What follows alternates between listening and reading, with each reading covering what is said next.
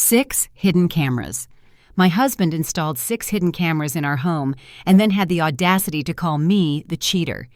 He recorded every move I made for 4 months, every phone call, every time I got dressed, every shower I took, every private moment in my own home. The man I slept next to every night was watching me like I was a criminal in my own house. He said he did it because he knew I was being unfaithful. He said his gut told him I was creeping around behind his back. He said he needed proof. But here's the thing about cameras. They don't just record what you want them to record. They record everything. Every single thing. And those cameras, they didn't catch me doing a damn thing wrong. They caught him. Every lie that came out of his mouth, every secret phone call, every woman he brought into my house, into my bed, while I was at work paying for the roof over his trifling head. Vincent thought he was setting a trap for me. He spent months building what he thought was an airtight case. He had folders full of clips, notes, timestamps. He had his mama helping him. He had a lawyer ready to take everything I owned. He was so confident, so sure he had me cornered. But those cameras became the evidence that destroyed him. His own surveillance system recorded his own crimes. And by the time I was done, he didn't just lose the divorce. He lost everything. My name is Denise Carter. I'm 38 years old. I'm a senior accountant at a Fortune 500 company, and for 9 years I was married to a man who made me think I was losing my mind. He didn't hit me. He never had to. He did something worse. He made me doubt my own reality. He made me question my own memories. He made me feel like I was going crazy, like I couldn't trust my own thoughts, my own feelings, my own sanity. And he almost got away with it. Almost. If you've ever been made to feel crazy by someone who claimed to love you, if you've ever had your words twisted until you didn't trust your own memory, if you've ever looked in the mirror and wondered what happened to the woman you used to be, this story is for you. Hit that subscribe button right now. I need you to hear this whole thing, like this video, and drop a comment below telling me where you're watching from. I want to know how far this message reaches because what I'm about to tell you might just save your life, or your sanity, or both. Now let me take you back to the beginning. Back to when I still thought I was the problem. It was a Sunday morning, about 3 months before everything exploded. I was getting ready for church, same as I did every single Sunday for the past 9 years of our marriage. I was standing in front of the mirror putting on my dress. Nothing fancy, nothing revealing, just a nice modest dress appropriate for worship. And Vincent was laying in bed watching me. Not in a loving way. In that way he had started doing. That calculating way, like he was taking mental notes. "Where are you going?" he asked me. I almost laughed because it seemed like such a ridiculous question. "Church?" I said. "Same as every Sunday." He made this little sound, this little that he had perfected over the years. "You've been going to church a lot lately," he said. I stopped what I was doing. "Vincent, I've gone every Sunday for 9 years, since before we got married." "Have you?" he said. He didn't even look at me when he said it, just kept scrolling on his phone. I don't remember that. And there it was, that little seed of doubt. I stood there holding my earring, suddenly unsure. Did I go every Sunday? I mean, I thought I did. I was pretty sure I did. But now he was making me question it. "I do," I said. My voice came out smaller than I intended. "Yes, I go every Sunday, if you say so," he said. And he just went back to his phone like we hadn't even had a conversation. That was my life. That was every single day of my life for the past 2 years at least. Little comments, little questions, little seeds of doubt planted so carefully that I didn't even notice them growing until they had wrapped around everything I thought I knew about myself. "Are you sure that happened?" he would ask me. I never said that. "You're remembering it wrong." "Why are you being so defensive?" I was just asking a question. I started writing things down. I actually started keeping notes about conversations we had, because I couldn't trust my own memory anymore. I had a little notebook hidden in my nightstand where I would write down what he said, what I said, what actually happened, just so I could look back and confirm that I wasn't crazy. And the sick part, I thought that was normal.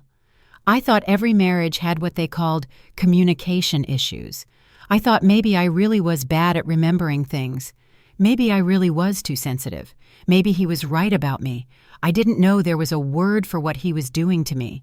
I didn't know it was called gaslighting. And I definitely didn't know about the cameras. Let me tell you how I got here. Let me tell you how a confident, successful, educated black woman ended up questioning her own sanity in her own home. When I met Vincent, I was 29 years old. I had just gotten my CPA license. I was climbing the ladder at my company. I was doing well for myself. I had my own apartment, my own car, my own money, my own life. He was at this corporate networking event. Tall, handsome, well-dressed. Had this smile that could light up a room. Charming. Lord, that man was charming. He made me feel like I was the only woman in that whole event. Laser focus, asking me questions about my career, my goals, my dreams, actually listening to my answers. We dated for 2 years before he proposed, and during that time he was perfect, attentive, supportive, encouraging. When I got promoted, he threw me a party. When I was stressed about work, he would rub my feet. When I talked about buying a house someday, he said we should do it together. So when he asked me to marry him, I said yes, without hesitation. I thought I had found my person, my partner, my forever.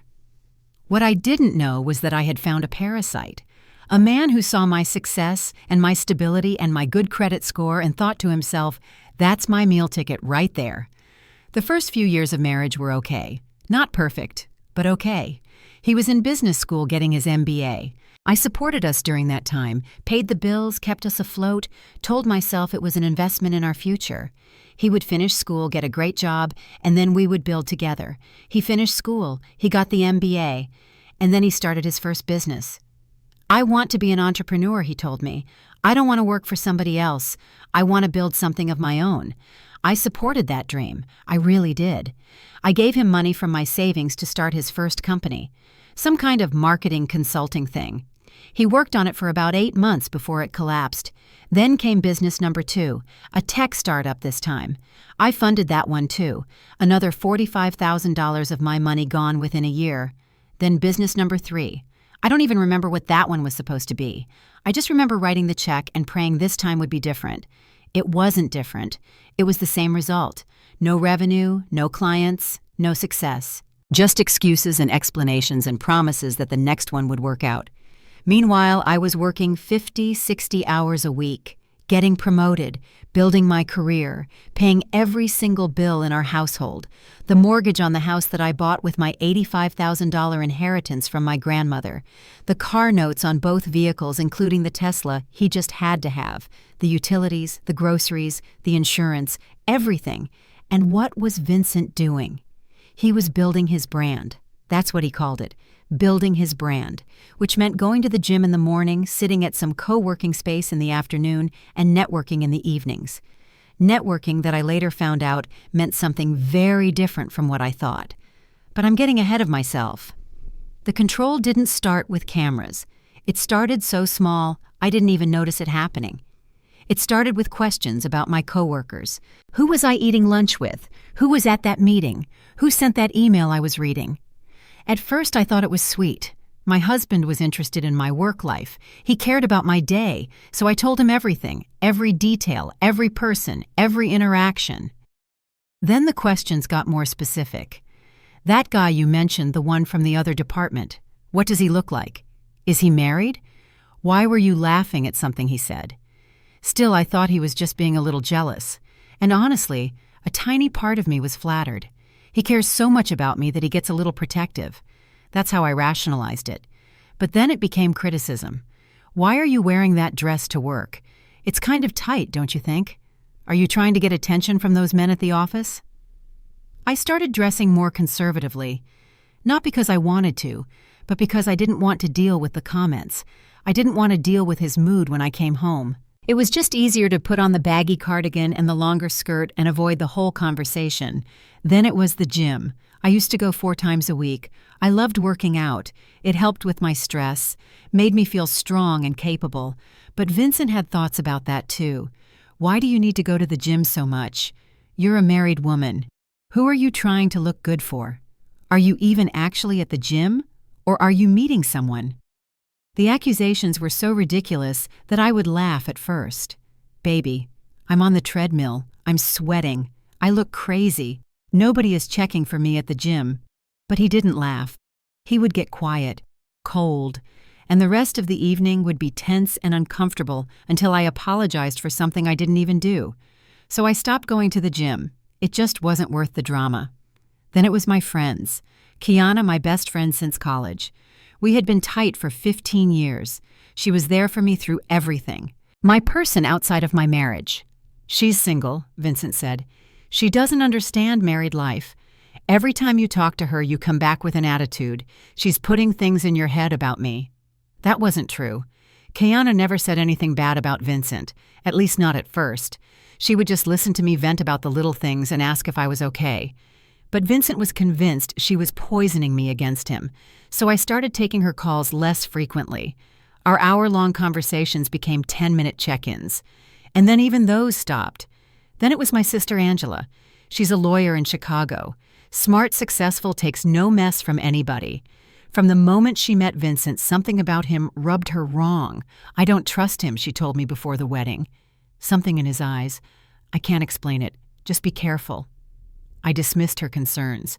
I thought she was being overprotective, maybe even a little jealous that I was getting married before her. But Vincent picked up on her energy, and he used it. Your sister thinks she's better than me, he would say. She looks down on me because I'm an entrepreneur and not some fancy lawyer. She's always trying to break us up. Maybe you should put some distance there. So I did. The weekly calls with Angela became monthly, then just holidays, then barely even that. Within a few years, I had no one, no friends, no real connection with my family, just Vincent, just work and home, just existing in this bubble he had created around me. And the craziest part, I didn't even realize it had happened. It was so gradual, so subtle, like boiling a frog. By the time I noticed the water was hot, I was already cooked. I want to tell you about a specific night, about 6 months before I found the cameras. This night haunts me because it was the moment I should have woken up, the moment I should have seen what was happening. I came home from work late. We were closing the books for the quarter, and I had been at the office since 6 in the morning. It was almost 9 at night when I finally walked through the door. The house was dark except for the TV in the living room. Vincent was on the couch watching some sports documentary, empty food containers on the coffee table. He had ordered himself dinner from my favorite restaurant, the expensive one. Didn't order me anything. Hey, I said. Long day. He didn't look at me. Must be nice having dinner out with your coworkers while I'm here all alone. I wasn't having dinner out, I said. I was at work. We're closing the quarter. He made that sound again, that I had grown to hate. If you say so. I was too tired to argue. I went to the kitchen to find something to eat. The refrigerator had nothing ready. The sink was full of dishes from the morning. Nothing had been cleaned or prepared. Vincent, I called out. Did you eat all day and not clean up anything? I was busy, he yelled back. I had meetings. He didn't have meetings. His phone was right there on the coffee table. I could see it hadn't moved. He had been on that couch all day playing video games and watching TV and doing nothing while I was working 12 hours to pay for this house and his Tesla and his lifestyle. But I didn't say that. I never said that. Because every time I brought up money or his contribution or the fact that I was carrying everything, it turned into a fight about how I didn't support his dreams, how I was trying to control him, how I didn't respect him as a man. So I just cleaned the kitchen myself, made myself a sandwich, went upstairs, took a shower, got in bed, and as I was lying there in the dark, exhausted and alone, I felt this pain in my chest. Not like a heart attack, more like a heaviness, like something was sitting on my heart pressing down. I thought about my life, about how I was 37 years old, no children because Vincent kept saying we weren't ready, we needed to wait until his business took off, working myself to death, coming home to a man who didn't appreciate me, didn't contribute, and somehow still made me feel like I was the problem. I started crying, quiet tears in the dark. I didn't want him to hear me. And then I felt the bed shift. He had come upstairs. "Why are you crying?" he asked. His voice was cold, annoyed. "I'm just tired," I said. "You're always tired. You're always stressed. You're always something. Maybe if you weren't so negative all the time, things would be better." "I'm not negative," I started to say. But he cut me off. "See? There you go being defensive again. I'm trying to help you and you can't even receive it. This is why we have problems, Denise. You. He rolled over and went to sleep. Just like that. Left me lying there in the dark, feeling like I was the most broken, worthless person in the world. I should have left that night. I should have packed a bag and gone to my mama's house and never looked back. But I didn't, because he had done such a good job on my mind that I actually believed him. I actually thought I was the problem. I actually thought if I just tried harder, was better, did more, things would change. They didn't change. They got worse. They got so much worse. It was a Thursday evening when my whole world cracked open, one of those random Thursdays where nothing special was supposed to happen. My afternoon meeting got canceled, so I left work early for once. Got home around 4 instead of my usual 7 or 8. Vincent's car wasn't in the driveway. He was at his co-working space, supposedly working on his latest business idea. Or so I thought. The house was quiet. That kind of quiet where you can hear the refrigerator humming and the clock ticking. I stood in the foyer for a moment, just breathing. It had been so long since I had the house to myself. So long since I could just exist without being watched or questioned.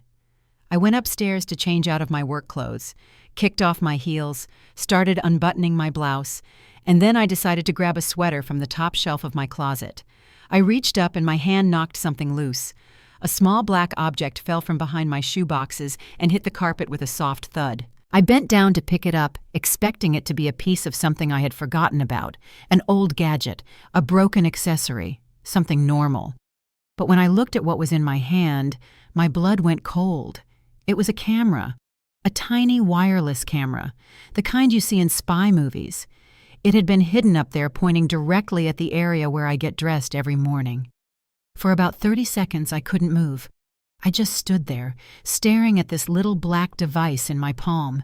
My brain couldn't process what I was seeing. Why was there a camera in my closet? How long had it been there? Who put it there? And then the obvious answer hit me like a freight train. Vincent. My husband installed a camera to watch me get dressed.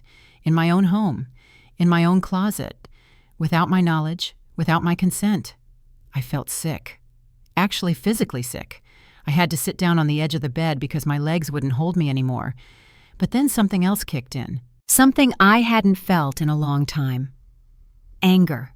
Pure, cold anger that cut through the shock and the nausea and the violation. If there was one camera, there might be more. I got up and started searching. I looked behind every picture frame, inside every vent, under every shelf, and I found them. Camera number 2 was in the bathroom, hidden in what looked like an air freshener on the shelf above the toilet, pointed directly at the shower. Camera number 3 was in the living room, tucked behind a decorative plant on the bookshelf, wide-angle lens that could see the whole room. Camera number 4 was in the kitchen, inside a fake electrical outlet near the stove. Camera number 5 was in the guest room, the room I sometimes used as a home office when I worked from home. Camera number 6 was in the garage, mounted on a beam where it could see my car, the door, anyone coming or going. 6 cameras. My husband had installed 6 hidden cameras throughout our home. I stood in the middle of my living room surrounded by these tiny devices I had collected, and I felt like I couldn't breathe. This man had been watching me. For how long? Weeks, months. Every time I thought I was alone, every time I thought I had privacy, he was watching. The shower. He was watching me shower. That thought made me want to scream, but I didn't scream. I didn't cry. I didn't do any of the things you might expect. Because in that moment, something shifted inside me, something that had been buried under years of doubt and manipulation and gaslighting. I got smart. My first instinct was to confront him, to wait for him to come home and throw these cameras in his face and demand an explanation. But something stopped me, some voice in the back of my head that sounded like my grandmother saying, "Baby, when somebody shows you who they are, don't just react. Think." So I thought. If Vincent had gone through all this trouble to install hidden cameras throughout our home, he wasn't doing it for fun. He was doing it for a reason. He was looking for something, or he was building something. A case. Evidence. Something he planned to use against me. And if I confronted him now, he would know that I knew. He would delete whatever footage he had collected. He would cover his tracks. And I would never know the full extent of what he was doing. No, I needed information first. I needed to know what he was up to before I showed my hand. I took out my phone and photographed every camera, documented where I found each one, noted the time and date. Then I put every single one of them back exactly where I found them. I spent 20 minutes making sure everything looked undisturbed, the shoeboxes back in place, the air freshener at the same angle, the plant positioned just right. Then I sat down on the couch and waited. Vincent came home around 7. I heard his key in the door and my heart started pounding so hard I could feel it in my temples. But I kept my face calm, kept my voice steady. "Hey, baby," I said. "How was your day?" "Good," he said. "Just working on the business plan." The usual. He came over and kissed me on the forehead, his usual greeting. And I had to stop myself from recoiling because all I could think about was those cameras. All I could think about was him sitting somewhere watching footage of me undressing, watching me shower, watching me in my most private moments. "I made dinner," I said. "Nothing fancy, just some pasta." "Thanks," he said. He sat down and ate like nothing was wrong, like he hadn't turned our home into a surveillance facility, like he wasn't betraying me in the most intimate way possible. And I sat across from him and smiled and made small talk and died a little inside. But I also took notes, mental notes, about how he acted, what he said, what he didn't say, because I was going to find out what he was really doing with those cameras, and whatever he was planning, I was going to be ready. That night I couldn't sleep. Every time I closed my eyes, I saw those little black lenses staring at me. I lay there in the dark next to the man who had violated my privacy in the worst way, and I started planning. I needed access to those cameras, not just the physical devices, but the system they were connected to, the recordings, whatever he had been storing. Vincent wasn't that technical. He could barely work the smart TV without my help. So I knew he hadn't set this up himself. Either he bought some kind of kit that came with instructions, or someone helped him. Either way, there had to be a hub somewhere, a place where all the footage was being stored and viewed. The next morning I woke up before him, told him I was going to work early for a meeting. Instead, I drove to a coffee shop and sat in the parking lot doing research on my phone. I searched for home surveillance systems, wireless cameras, DIY spy equipment. I learned about cloud storage, local storage app-based viewing. I learned what to look for. Then I drove to work and spent the whole day distracted.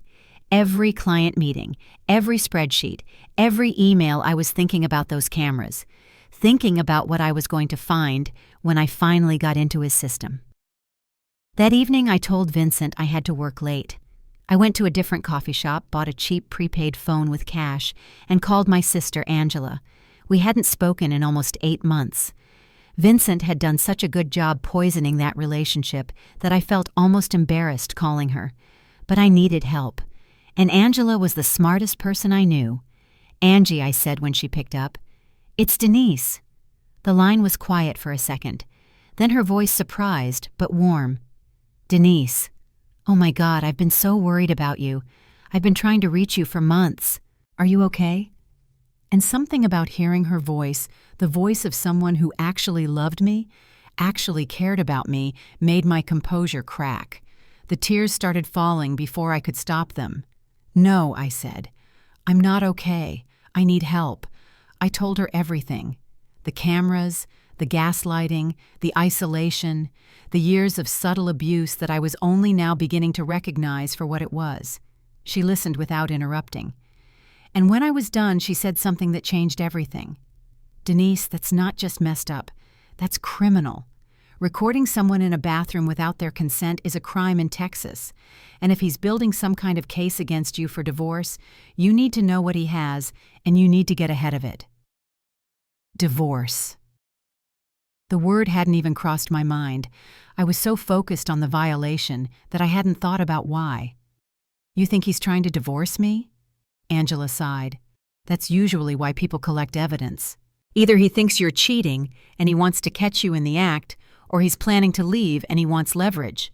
Either way, you need to find out what he knows and what he thinks he has on you." "But I haven't done anything wrong," I said. "I'm not cheating. "I've never cheated. I know that," Angela said. "But he doesn't need you to actually do anything wrong. He just needs to make it look like you did, and with enough edited clips and out-of-context footage, anyone can look guilty." That thought terrified me. What if he had already built a case? What if he had already talked to lawyers? What if he was planning to blindside me with divorce papers and accusations, and I would be standing there with nothing to defend myself? I needed to get into his system. I needed to see what he had. "Listen to me," Angela said. "You need a lawyer and you need a private investigator. Not tomorrow, now. I have people in Houston I can connect you with. And Denise, don't let him know you know, not yet. The element of surprise is the only advantage you have right now." She gave me 2 names, Patricia Morgan, a divorce attorney who specialized in high-conflict cases, and Marcus Webb, a private investigator who used to be a cop. "Call them first thing tomorrow," Angela said. "And Denise, I love you. I'm so sorry I wasn't there for you, but I'm here now, whatever you need." I hung up the phone feeling something I hadn't felt in years, hope and rage, but mostly hope. The next day, while Vincent was at his so-called co-working space, I searched his home office. I knew I needed to be careful. He might have cameras in there too, although I hadn't found any. So I moved slowly, put everything back exactly where I found it, didn't leave any trace. His desk was cluttered with papers about his various failed business ventures, bank statements, credit card bills, nothing unusual. Then I found it. An iPad shoved in the back of a drawer. An iPad he had told me he never used anymore because the screen was cracked. But the screen wasn't cracked. It was perfectly fine. And it was fully charged. I pressed the home button. Password protected. Of course. I tried our anniversary. Wrong. I tried his birthday. Wrong. I tried his mother's birthday. Access granted. My hands were shaking as I navigated to the apps, and there it was. An app called Home Watch Pro. The icon was a little house with a camera in it. I opened it. 6 little windows appeared on the screen, each one showing a live feed of my home, my bedroom, my bathroom, my living room, my kitchen, the guest room, the garage, all in real time, all streaming directly to this iPad. But that wasn't the worst part. The worst part was the button at the bottom of the screen. Saved recordings. I pressed it. Folders appeared, organized by date, months of footage going back to December, 5 months of recordings, 5 months of him watching me without my knowledge. My finger hovered over the first folder. Part of me didn't want to see, didn't want to know, but I had to. I opened a random file from January. It was me, in the bathroom, getting ready for work, doing my makeup, completely unaware that I was being recorded. I opened another file, me in the bedroom, undressing after work, putting on my pajamas. I felt violated in a way I can't even describe. These were my most private moments, moments that belonged only to me, and he had stolen them. But then I noticed something. The clips weren't just random recordings. They had been edited, cut down to specific moments, and each one had notes attached. One clip showed me on my phone in the kitchen, smiling at something on the screen. The note said, "Who is she texting?" Smiling like that has to be a man. Suspicious. I remembered that moment. I was smiling at a meme my coworker had sent me in our group chat, a joke about spreadsheets, something completely innocent. Another clip showed me getting dressed for work in a nice outfit. The note said getting dressed up, meeting someone. Check calendar. I was getting dressed for a board presentation. Nothing inappropriate, nothing suspicious, just a woman going to work.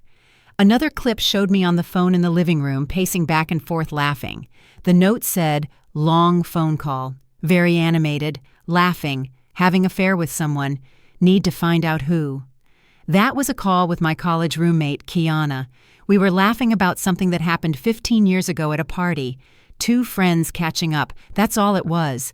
But Vincent had taken these completely innocent moments and twisted them into evidence of infidelity. He was building a case, a false case, a case that could destroy me in a divorce.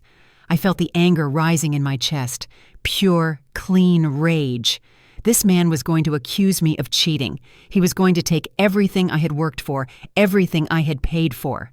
everything that was mine, and he was going to use manufactured evidence to do it. But then I thought about something. These cameras recorded during the day, too.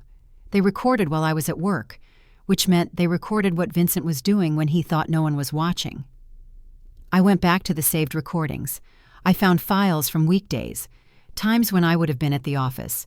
I opened one from 2 weeks ago, a Tuesday. I remember that Tuesday because I had been at work until almost 9 dealing with a client crisis. The living room camera showed Vincent on the couch, normal, playing video games, normal. But then the front door opened, and a woman walked in, a woman who was not me. I sat there frozen with that iPad in my hands, watching a woman who was not me walk into my house. She was young, younger than me, maybe early 30s, pretty in that put-together way, nice clothes, nice hair, nice everything. She walked in like she belonged there, like she had done this before, many times before. Vincent stood up from the couch, and the way he looked at her, the way his face changed from bored to excited, told me everything I needed to know even before he crossed the room and pulled her into his arms. They kissed, right there in my living room, a deep, hungry kiss that went on for way too long. I thought I would cry. I thought I would break down and sob and fall apart, but I didn't. I just watched with this cold, empty feeling in my chest, like I was watching a movie about someone else's life, someone else's husband, someone else's betrayal. The footage continued. They moved to the kitchen. He poured her a glass of wine. My wine. From my refrigerator. In my house. Baby, when are you going to leave her? The woman's voice was clear through the iPad speaker. She was asking about me, asking when my husband was going to leave me. Soon, Vincent said. He was leaning against my counter, looking completely relaxed.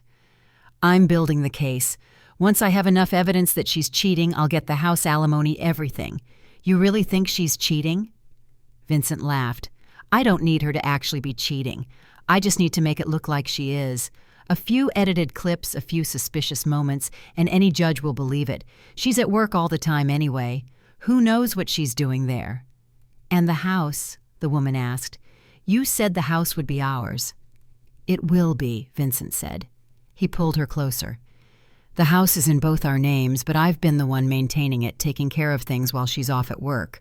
My lawyer says I can make a strong case for possession. I almost laughed out loud at that lie. Both our names. The house was in my name only. My grandmother left me that money. She insisted the deed be in my name and my name alone. Said she didn't trust him. Said to protect myself. Thank God for Grandma.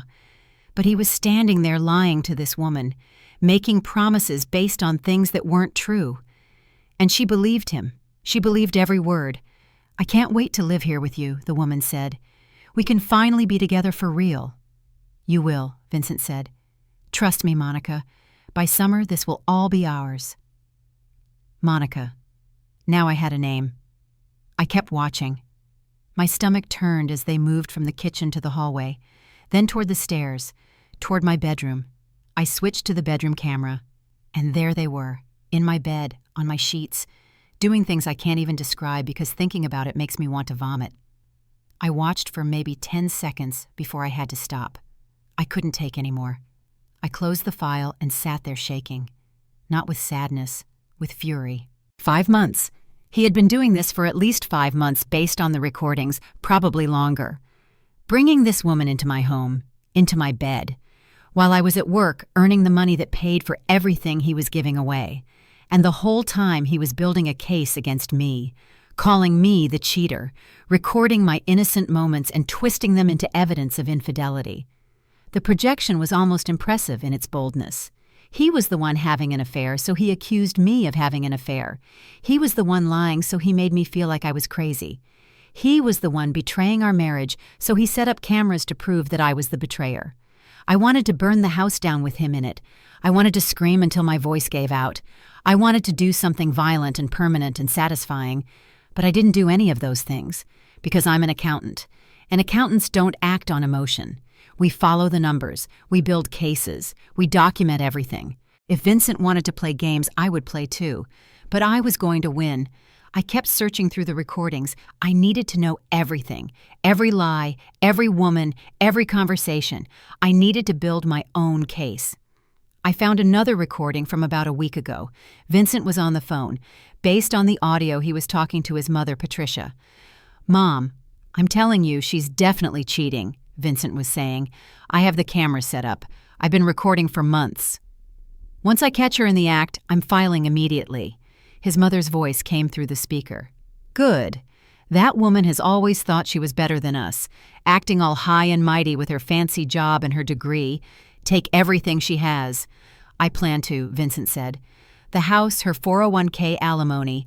Texas is a community property state. I'm entitled to half of everything she earned during the marriage." "And Monica?" his mother asked. "Does she know about the plan?" "She knows enough," Vincent said. "She thinks I own the house, that I make most of the money. She doesn't need to know the details.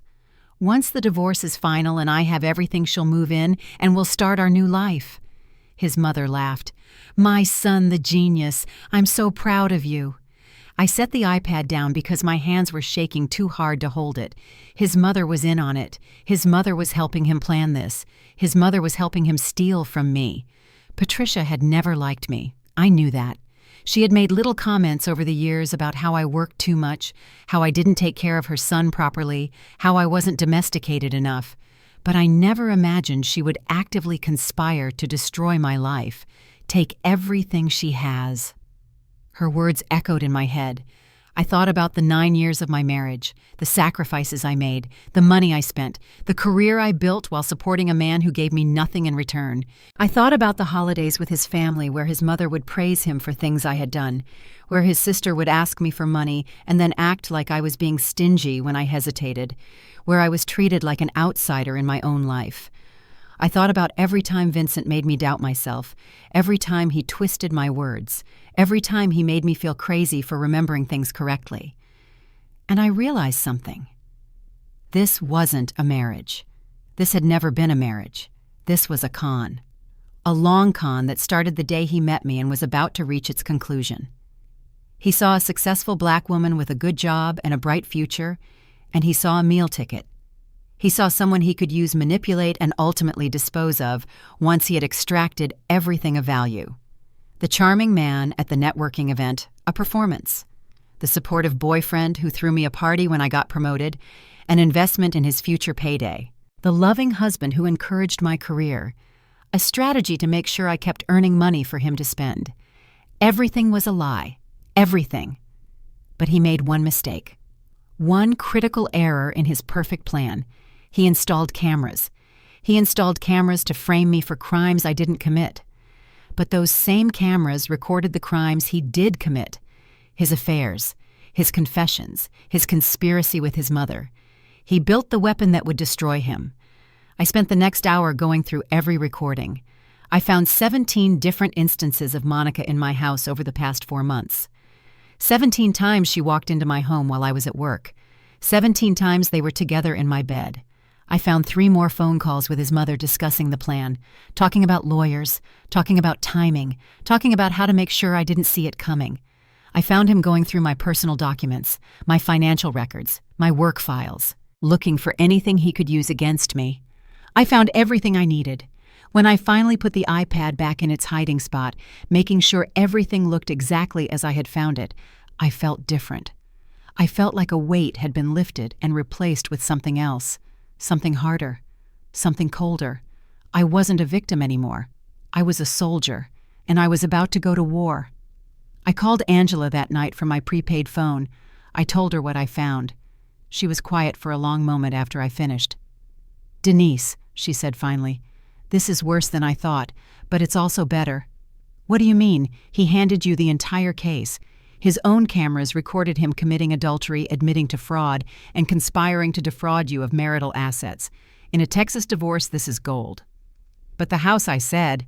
"He told Monica the house was his." Angela laughed.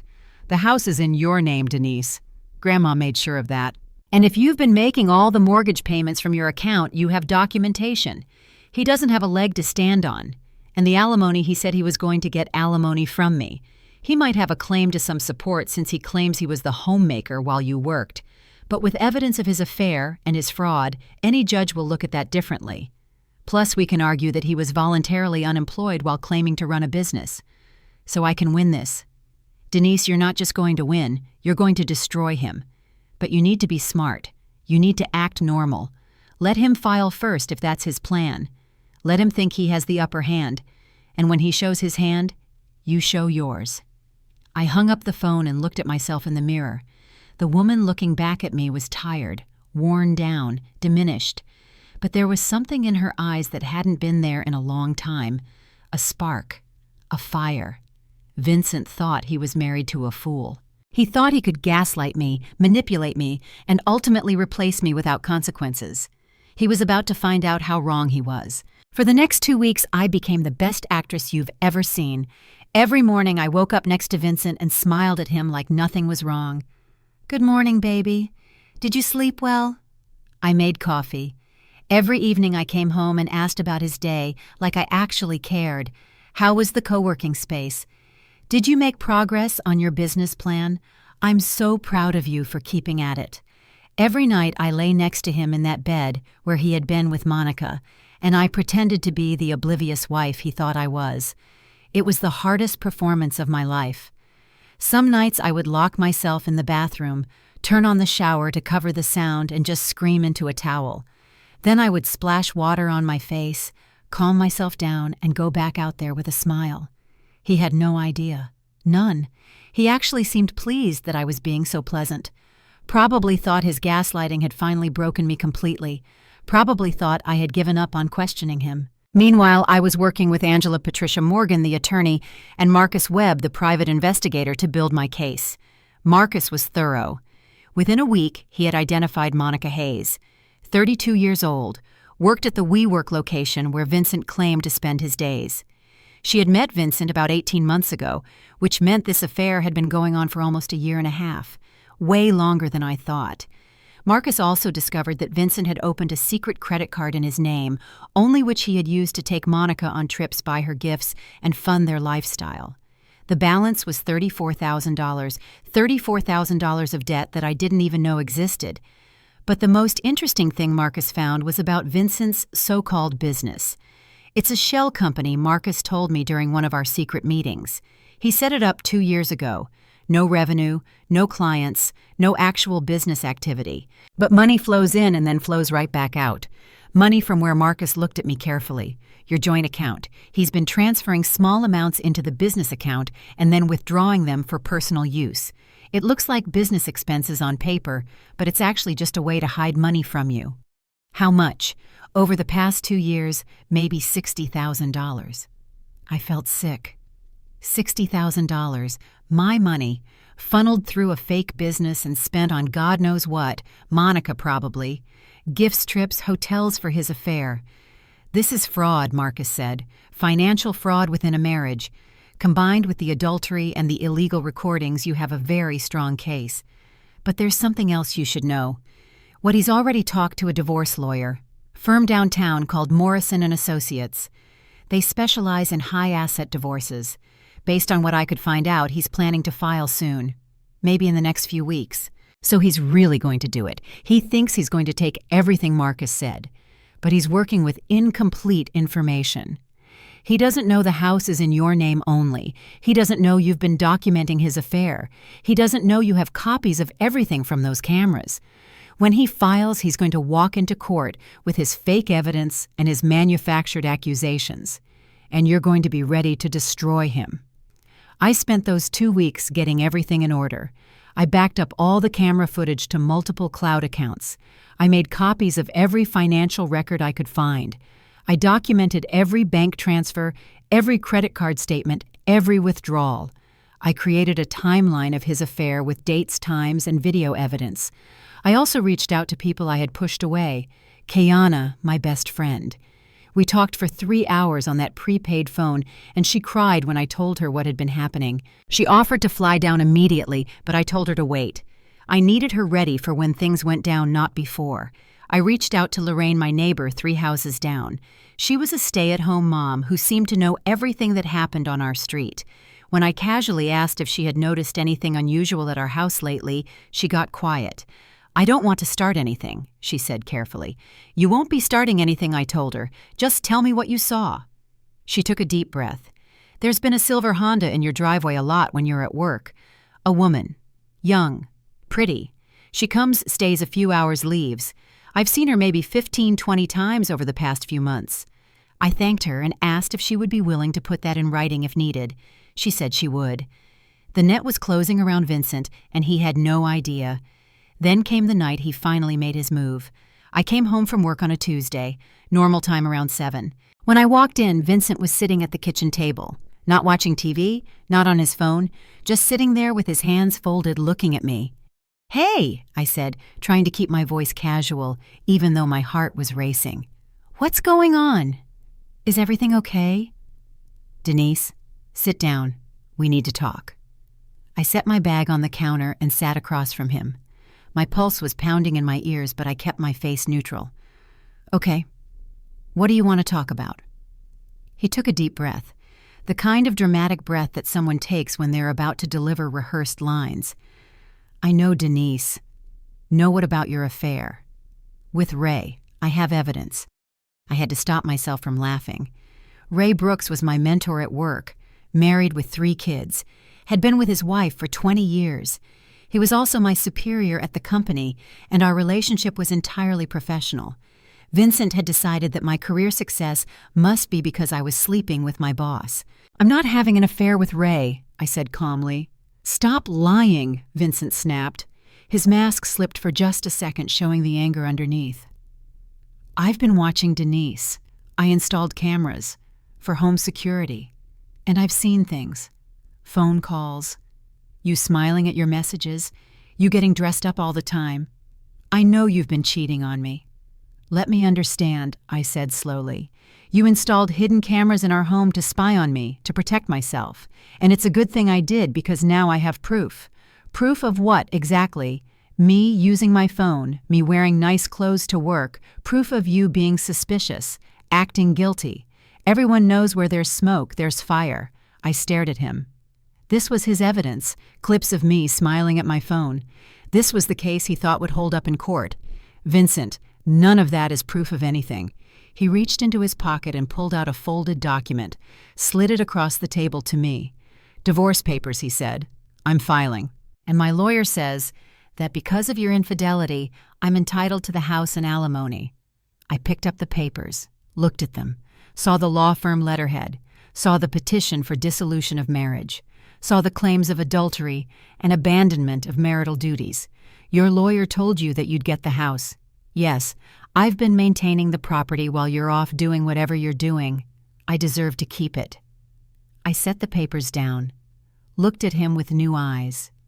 This man I had been married to for 9 years. This man I had supported, funded, encouraged, believed in. This man who had lied to me, stolen from me, cheated on me, and was now trying to take everything I owned. And he actually thought he was going to win. "Okay," I said. His face flickered with surprise. "Okay, that's it. If you want a divorce, I'm not going to fight you on it. But Vincent, there's something you should know." "What?" I leaned forward slightly. "Those cameras you installed, they don't just record when I'm here. They record during the day, too, while I'm at work." The color drained from his face. It was beautiful to watch. "I saw everything, Vincent. Every time Monica came over, every conversation with your mother about how you were going to take everything I have, every lie you told." His mouth opened, but no words came out. "You thought you were building a case against me," I continued, "but all you did was document your own crimes. Adultery, fraud, conspiracy, recording me in the bathroom without my consent, which, by the way, is a felony in Texas." He stood up abruptly. His chair scraped against the floor. "You went through my things. You hacked into my system. I went through the iPad you left in the desk drawer with your mother's birthday as the password. An iPad you told me you never use, in a house that's in my name. That's not... The house is in my name, Vincent. Just mine. My grandmother's inheritance. My down payment, my mortgage payments, every single one from my account for 9 years. The deed has one name on it, and it isn't yours." He looked like I had slapped him. "So here's what's going to happen," I said. I stood up to face him. "You're going to file those divorce papers because I want you to. I want this marriage over, but you're not getting the house. You're not getting alimony. You're not getting a damn thing because you have nothing. Everything we have, I bought. I paid for. I earned." He found his voice finally. "This is my house. I live here. You can't just kick me out. Watch me." "I'll fight this," he said. His voice was rising. "I have a lawyer. I have evidence. I'll tell everyone what you did." What I did, I laughed, and it sounded bitter even to my own ears. "Please, Vincent, tell everyone. Tell the judge. Show them your edited clips of me checking my phone. And then I'll show them 17 recordings of Monica in your bed. I'll show them the phone calls where you and your mother planned to steal from me. I'll show them the fake business you used to funnel my money. I'll show them everything." The fight went out of him. I watched it happen in real time. His shoulders sagged. His face crumbled. "Denise," he started. His voice had changed, softer now. "Baby, wait. Let's not do anything crazy. We can talk about this. We can work it out. I made mistakes, but—" "Save it," I said. "You made your choice a long time ago, and those cameras you installed, they made mine." I walked past him toward the stairs. Then I stopped and turned back. "You have until the end of the week to get your things and get out. I've already changed the passcode on the alarm system. And Vincent, if you try anything stupid, if you harass me, if you contact me for any reason other than through lawyers, I'm filing criminal charges for the illegal recordings. That's up to 2 years in prison." He didn't say anything, just stood there in the kitchen looking like his whole world had collapsed. And it had, because he thought he was married to a fool. He thought he could outsmart me, but I'm an accountant. I find discrepancies for a living. And he was the biggest discrepancy of all. I went upstairs, locked myself in the guest room, and called Angela. "He made his move," I told her. "Good," she said. "Now we make ours." The war had officially begun, and I intended to win. The night Vincent left, I didn't sleep, not because I was sad, not because I missed him, but because my mind was racing with everything that needed to happen next. He had packed a bag and gone to his mother's house, probably crying on her shoulder about how his crazy wife had turned on him, probably already calling Monica to tell her some twisted version of events, probably plotting his next move. But I was plotting too, and unlike Vincent, I actually knew what I was doing. The next morning, I called in sick to work for the first time in 3 years. Then I drove to a coffee shop on the other side of town, one I had never been to before, and I made calls. First, Angela. "He's out of the house," I told her. "He went to his mother's. He's going to file for divorce any day now." "Good," she said. "The sooner he files, the sooner we can respond. Patricia Morgan is ready. She's cleared her schedule for you. Can you meet with her today?" "Today." "Denise, we need to move fast. He's had months to prepare his case. You've had 2 weeks. We need to catch up." She was right. I called Patricia Morgan's office, and they squeezed me in for that afternoon. But before that meeting, I had other calls to make. Kiana picked up on the first ring. "Girl, I've been waiting by this phone," she said. "What's happening? Are you okay?" "I'm okay," I said. "Better than okay, actually. I'm fighting back." I told her everything that had happened since we last spoke. Vincent's confrontation, my counterattack, his retreat to his mother's house. "Denise, I am so proud of you," Kiana said. "But you need people around you right now. You shouldn't be going through this alone." "I know. That's why I'm calling.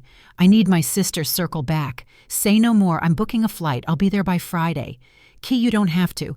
I'm not asking permission. I'm telling you I'm coming. You spent years isolated because of that man. That's over now. Your people are rallying." I felt tears prick my eyes.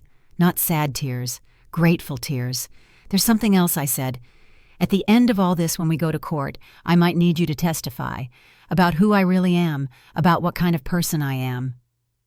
"I'll testify to anyone who will listen," Kiana said. "That man tried to destroy the best person I know. I'll tell the whole world what he did." My next call was to my mama. Mama Jean had been worried about me for months. Every time we talked, she would say, "Baby, you don't sound like yourself." Every time I visited, She would look at me with those knowing eyes and ask, "Is everything okay at home?" I always said yes. I always lied, because Vincent had convinced me that my problems were my own fault, and I was too ashamed to admit the truth. But now I was ready to tell her everything. "Baby girl," she said when she answered, "I've been praying for you. Something told me to pray extra hard this week. Mama, I need to tell you something, and I need you to just listen." I told her. All of it. The gaslighting, the cameras, the affair, the conspiracy, everything I had discovered and everything I was about to do. When I finished, she was quiet for a long moment. Then she said something that broke me and healed me at the same time. "I knew," she said. "I didn't know the details, but I knew something was wrong. A mama always knows. I've been waiting for you to come back to yourself. And baby, you're back. I can hear it in your voice. My daughter is back. I'm sorry I didn't tell you sooner," I said through tears. "Don't you apologize to me. That man had you under a spell. That's not your fault. What matters is you're awake now. And whatever you need, whatever it takes, I'm here. Your mama is here. I need you to keep some documents for me," I said. "Evidence, in case something happens, in case he tries to destroy what I've collected. Bring it all to me," she said. "I'll guard it with my life." By the time I got to Patricia Morgan's office that afternoon, I had a team forming around me. Angela coordinating from Chicago, Kiana flying in from Atlanta, Mama Jean ready to be my vault, Marcus Webb continuing his investigation. For the first time in years, I didn't feel alone. Patricia Morgan was exactly what I expected from a top divorce attorney. Sharp eyes, firm handshake, the kind of presence that said she had seen everything and couldn't be shocked by anything. "I've reviewed the materials your sister sent over," Patricia said as I sat down. "The camera footage, the financial records, the investigators' preliminary findings. Mrs. Carter, you have one of the strongest cases I've seen in 20 years of practice. But he's going to fight," I said. "He and his mother have been planning this for months." "Let him fight," Patricia said. She smiled, but it wasn't a warm smile. It was the smile of a predator who had spotted prey. The more he fights, the more it costs him. And based on these financials, he doesn't have any money of his own to fight with. She spread some papers across her desk. "Your husband has no income. His so-called business has generated zero revenue. His only assets are things you paid for. And he's accumulated $34,000 in secret credit card debt that he hid from you. Meanwhile, you are the primary earner. You own the house outright since it was purchased with your separate inheritance. You've made every mortgage payment, every car payment, every bill payment for 9 years. In Texas, we have community property laws. That means assets acquired during marriage are typically split 50-50. But there are exceptions. Separate property like your inheritance and anything purchased solely with it remains yours. And when one spouse has committed fraud or adultery, judges have discretion to award a disproportionate share to the innocent spouse. So what does that mean for me? It means you're keeping the house. It means you're not paying him alimony. It means that $34,000 in credit card debt he racked up for his affair, that's his problem, not yours. And the cameras, the illegal recordings. Patricia's smile got sharper. That's where it gets interesting. Texas Penal Code. Section 1602 makes it a crime to record someone in a private place without consent. Your bathroom is definitively a private place. He recorded you there. That's a state jail felony, 6 months to 2 years. Now we can use this as leverage. We can threaten criminal charges to encourage him to settle quickly and quietly. Or we can actually file charges and let him deal with the criminal justice system while we handle the divorce. I thought about it. Part of me wanted him to go to jail. Part of me wanted him to suffer the way he made me suffer. But another part of me just wanted this over, wanted him out of my life completely. Let's keep it as leverage for now, I said. If he cooperates, we don't press charges. If he fights dirty, we bury him. Smart, Patricia said. I like the way you think. She pulled out a legal pad. Now let's talk strategy. Based on what you've told me, he's going to file first. He thinks he has evidence of your infidelity. He's going to accuse you of cheating with this Ray person and demand the house and alimony. That's insane. Ray is married. He's my mentor. Nothing has ever happened between us. I know, and we'll prove that. But here's what I want you to do. When he files, don't respond immediately. Let him think he has the upper hand. Let him feel confident. Then, during discovery, we're going to drop everything. The affair footage, the financial fraud, the conspiracy recordings, the illegal surveillance. His lawyer is going to have a heart attack, and Vincent is going to realize he's been building the case for his own destruction. I felt something I hadn't felt in a long time. Excitement, not the nervous kind, the powerful kind. Like I was finally in control of my own story. "There's something else," Patricia said. "Something that could make this case even stronger. What Monica Hayes, the other woman, based on what you've told me, she was deceived too. Vincent told her he owned the house, that he was the breadwinner, that you were separated. None of that was true. You want me to talk to her?" "Not yet, but my investigator is going to reach out. If she's willing to cooperate, if she's willing to testify about the lies Vincent told her, it adds another layer to our case. It shows a pattern of deception. It shows he lies to everyone, not just you." I thought about Monica. Part of me hated her. She had been in my bed with my husband. She had been complicit in destroying my marriage. But another part of me recognized that she was a victim too. Vincent had lied to her just like he lied to me. He had used her just like he used me. "Okay," I said. "Reach out to her. See if she'll talk." Patricia nodded and made a note. "One more thing," she said. "The court date. Once he files, we'll get a hearing scheduled fairly quickly because I'm going to push for it. I want this resolved fast before he can do any more damage." "How fast?" "If he files this week, we could be in court within a month. A month. 1 month to prepare for the fight of my life. 1 month until I faced Vincent in front of a judge and showed the world who he really was." "I'll be ready," I said. Patricia smiled. "I know you will." As I left her office, my phone buzzed. A text from Angela. "How did it go?" I typed back, "We're going to destroy him." Her response was immediate. "That's my sister." And somewhere in the back of my mind, a small voice whispered, "But you haven't won yet. The real battle is coming, and you have no idea what Vincent is capable of when he's cornered." That voice was right. Because what happened in that courtroom, what Vincent tried to do when his back was against the wall, that's something I need to tell you properly. That's something you need to hear to believe. But first, let me tell you how I gathered every weapon I would need for that fight. Marcus Webb called me 3 days after my meeting with Patricia. "Mrs. Carter," he said, "I've completed my investigation. You're going to want to sit down for this."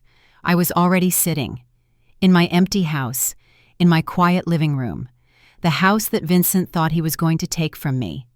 "Tell me everything," I said. Let's start with Monica Hayes.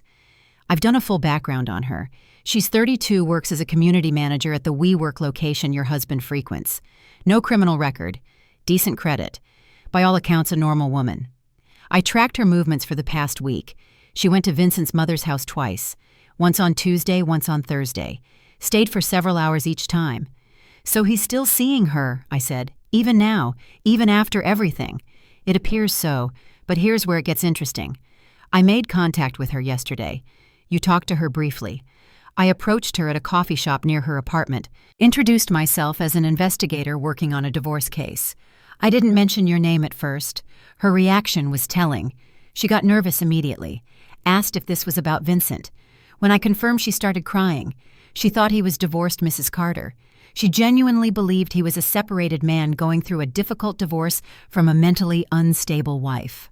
That's the story he told her. I felt my jaw tighten. Mentally unstable.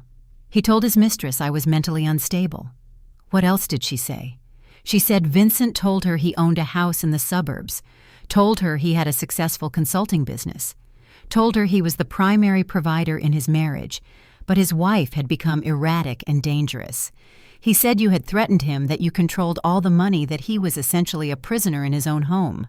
That's completely backwards, I said. That's exactly backwards. I know. I showed her some documentation. The property records showing the house is in your name. The business registration showing his company has no revenue. Some of the financial records showing you've been supporting him for years. She was shocked, Mrs. Carter. Genuinely shocked. She had no idea. Everything she believed about your husband, about your marriage, about you, was a lie. Does she hate me? Marcus paused. No. Actually, I think she's horrified. She kept saying she never would have gotten involved if she'd known. She called herself a homewrecker and started crying again. I asked if she would be willing to cooperate with your divorce case, to provide testimony about what Vincent told her, the lies he used to manipulate her. What did she say? She said she needs to think about it. But Mrs. Carter, I think she'll come around. She's angry. She feels used. And she wants someone to pay for making her the villain in a story where she was also a victim. I sat with that for a moment. Monica Hayes, the woman I had watched in my bed with my husband, the woman I had hated with every fiber of my being. She was starting to seem less like an enemy and more like another casualty of Vincent's manipulation. "What else did you find?" Marcus continued. "The financial picture is worse than we initially thought. Your husband has been systematically hiding money for at least 2 years.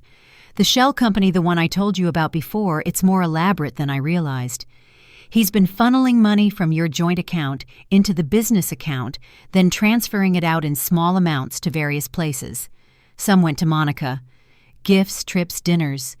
About $15,000 over the past 18 months. Some went to his mother. Monthly payments of $500. She's been getting paid, Mrs. Carter. Your money has been going to your mother-in-law as some kind of allowance. Some went into a separate personal account he opened at a different bank.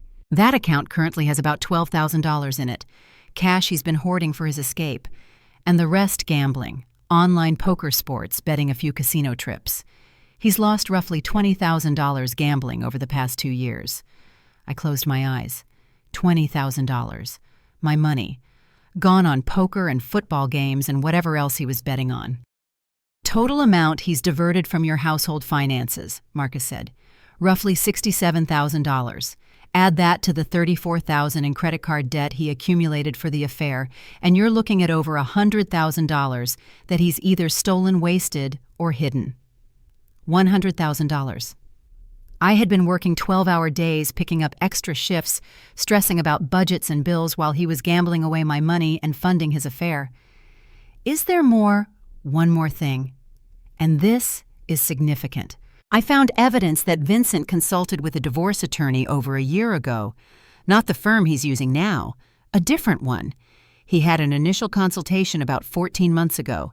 A year ago, yes. Based on what I could piece together, he was exploring his options, learning about Texas divorce law, understanding what he might be entitled to. This wasn't a spontaneous decision, Mrs. Carter. He's been planning this for at least a year. The cameras, the manufactured evidence, the affair, the hidden money. It's all part of a long-term strategy to leave you and take as much as possible. I felt something cold settle in my chest. A year. He had been sitting across from me at dinner for a year, sleeping next to me for a year, pretending to be my husband for a year, all while planning to destroy me. The gaslighting makes sense now, I said quietly. He needed me to doubt myself. He needed me isolated and confused so I wouldn't see what he was doing. Exactly, Marcus said. Classic abuser behavior. Break down the victim's support system and self-confidence before making your move. By the time they realize what's happening, they're too weak to fight back. But I'm not too weak. No, ma'am, you're not. I thanked Marcus and told him to send everything to Patricia. Every document, every photograph, every piece of evidence he had gathered. Then I sat in my living room as the sun went down, thinking about the man I had married. I had loved Vincent, really loved him. I had believed in our future, our partnership, our life together. I had sacrificed for him, supported him, defended him to friends and family who had doubts. And the whole time he was planning this, the whole time I was just a resource to be exploited and then discarded. The woman I was 2 weeks ago would have been devastated, would have blamed herself, would have wondered what she did wrong. But I wasn't that woman anymore. The woman I was now felt nothing but cold, focused determination. Vincent wanted a fight. He was going to get one. And he had no idea what was coming. No idea that the case he thought he had built was actually the case that would bury him. But I knew, and I was ready. What I wasn't ready for was what Vincent would try when he realized he was losing. The desperation, the manipulation, the last-ditch attempts to save himself that would make everything that came before look like child's play. That courtroom was going to be a battlefield, and only one of us was going to walk out victorious. Let me tell you how I prepared for war. The dining room table in my mama's house looked like a crime scene investigation. Papers everywhere. Bank statements sorted by year, credit card bills organized by account, tax returns spread across one end, property documents on the other, sticky notes marking important pages, highlighters in 4 different colors, 9 years of a marriage reduced to paper trails and transaction records. Mama Jean sat across from me with her reading glasses on, going through documents one by one. Kiana had arrived from Atlanta the day before and was helping me organize everything into folders. Angela was on speakerphone walking us through what we needed. "Okay," Angela said. "Let's build the timeline. We need to show 3 things. 1, that Denise has been the sole financial provider for this marriage. 2, that Vincent has been systematically defrauding her. 3, that he planned this divorce while conducting an affair and manufacturing false evidence. Start with the house." I pulled out the folder marked Property. "The house was purchased in 2016, I said. Down payment was $85,000 from Grandma's inheritance. The deed is in my name only." Grandma insisted on that. "Smart woman," Mama Jean said quietly. She knew. Mortgage payments have been auto-drafted from my personal checking account every month since we bought it. Never missed a payment. I have statements showing every single one. "Good," Angela said.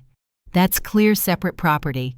Even in community property states inheritance, and anything purchased with it stays with the original owner. He has no claim to that house." "What about his argument that he maintained the property?" Kiana asked. "He's probably going to say he did work on the house." I almost laughed. "What work?" "In 9 years, he changed maybe 3 light bulbs. I hired people for every repair, every improvement. I have receipts for all of it." "Perfect. Document that too." We moved on to income and expenses. I pulled out the tax returns, 9 years of them. My income, I said reading from the documents, started at $72,000 when we got married. Increased steadily. Last year I made $145,000. Vincent's reported income, I continued. The first 2 years he was in business school, so nothing. After that, his businesses reported losses. Every single year. The most he ever made in a year was $8,000, and that was 5 years ago. So in 9 years of marriage, Angela said he's earned maybe $30,000 total. Meanwhile, you've earned over $1 million.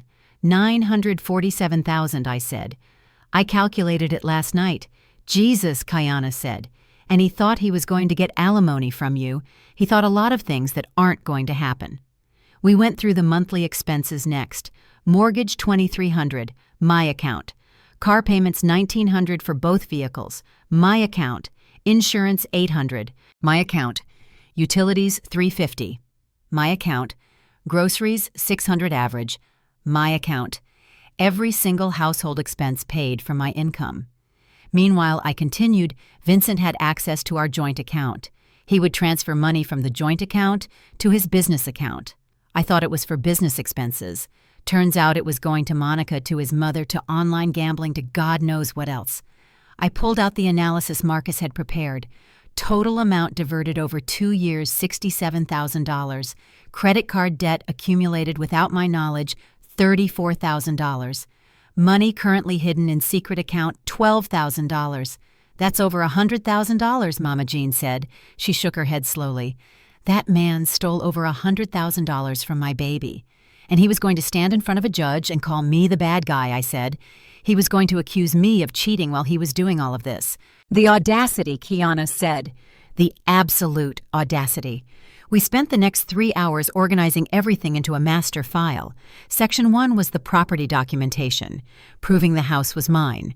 Section 2 was the income history, proving I was the provider. Section 3 was the expense records, proving I paid for everything. Section 4 was the fraud evidence, proving he stole from me. Section 5 was the affair documentation, the camera footage, the timestamps, the recordings of him with Monica. Section 6 was the conspiracy evidence, the recordings of him and his mother planning to take everything. Section 7 was the character evidence, statements from Kiana, from my coworker, from my neighbor Lorraine, all testifying to who I really was. By the time we were done, we had 6 thick binders of documentation, every claim backed up by evidence, every accusation supported by proof. "Patricia is going to love this," Angela said. "This is the most thorough case file I've seen outside of a law firm. I learned from the best I said." Mama Jean looked at the stack of binders. "All those years," she said quietly. "All those years you were holding that family together, and he was plotting against you." "I know, Mama." She reached across the table and took my hand. "But look at you now. Look at what you built. Look at what you have. And look at what he has. Nothing. He has nothing. All that scheming and planning and lying, and at the end of it, he has absolutely nothing." She was right. Vincent had spent years positioning himself to take everything I had.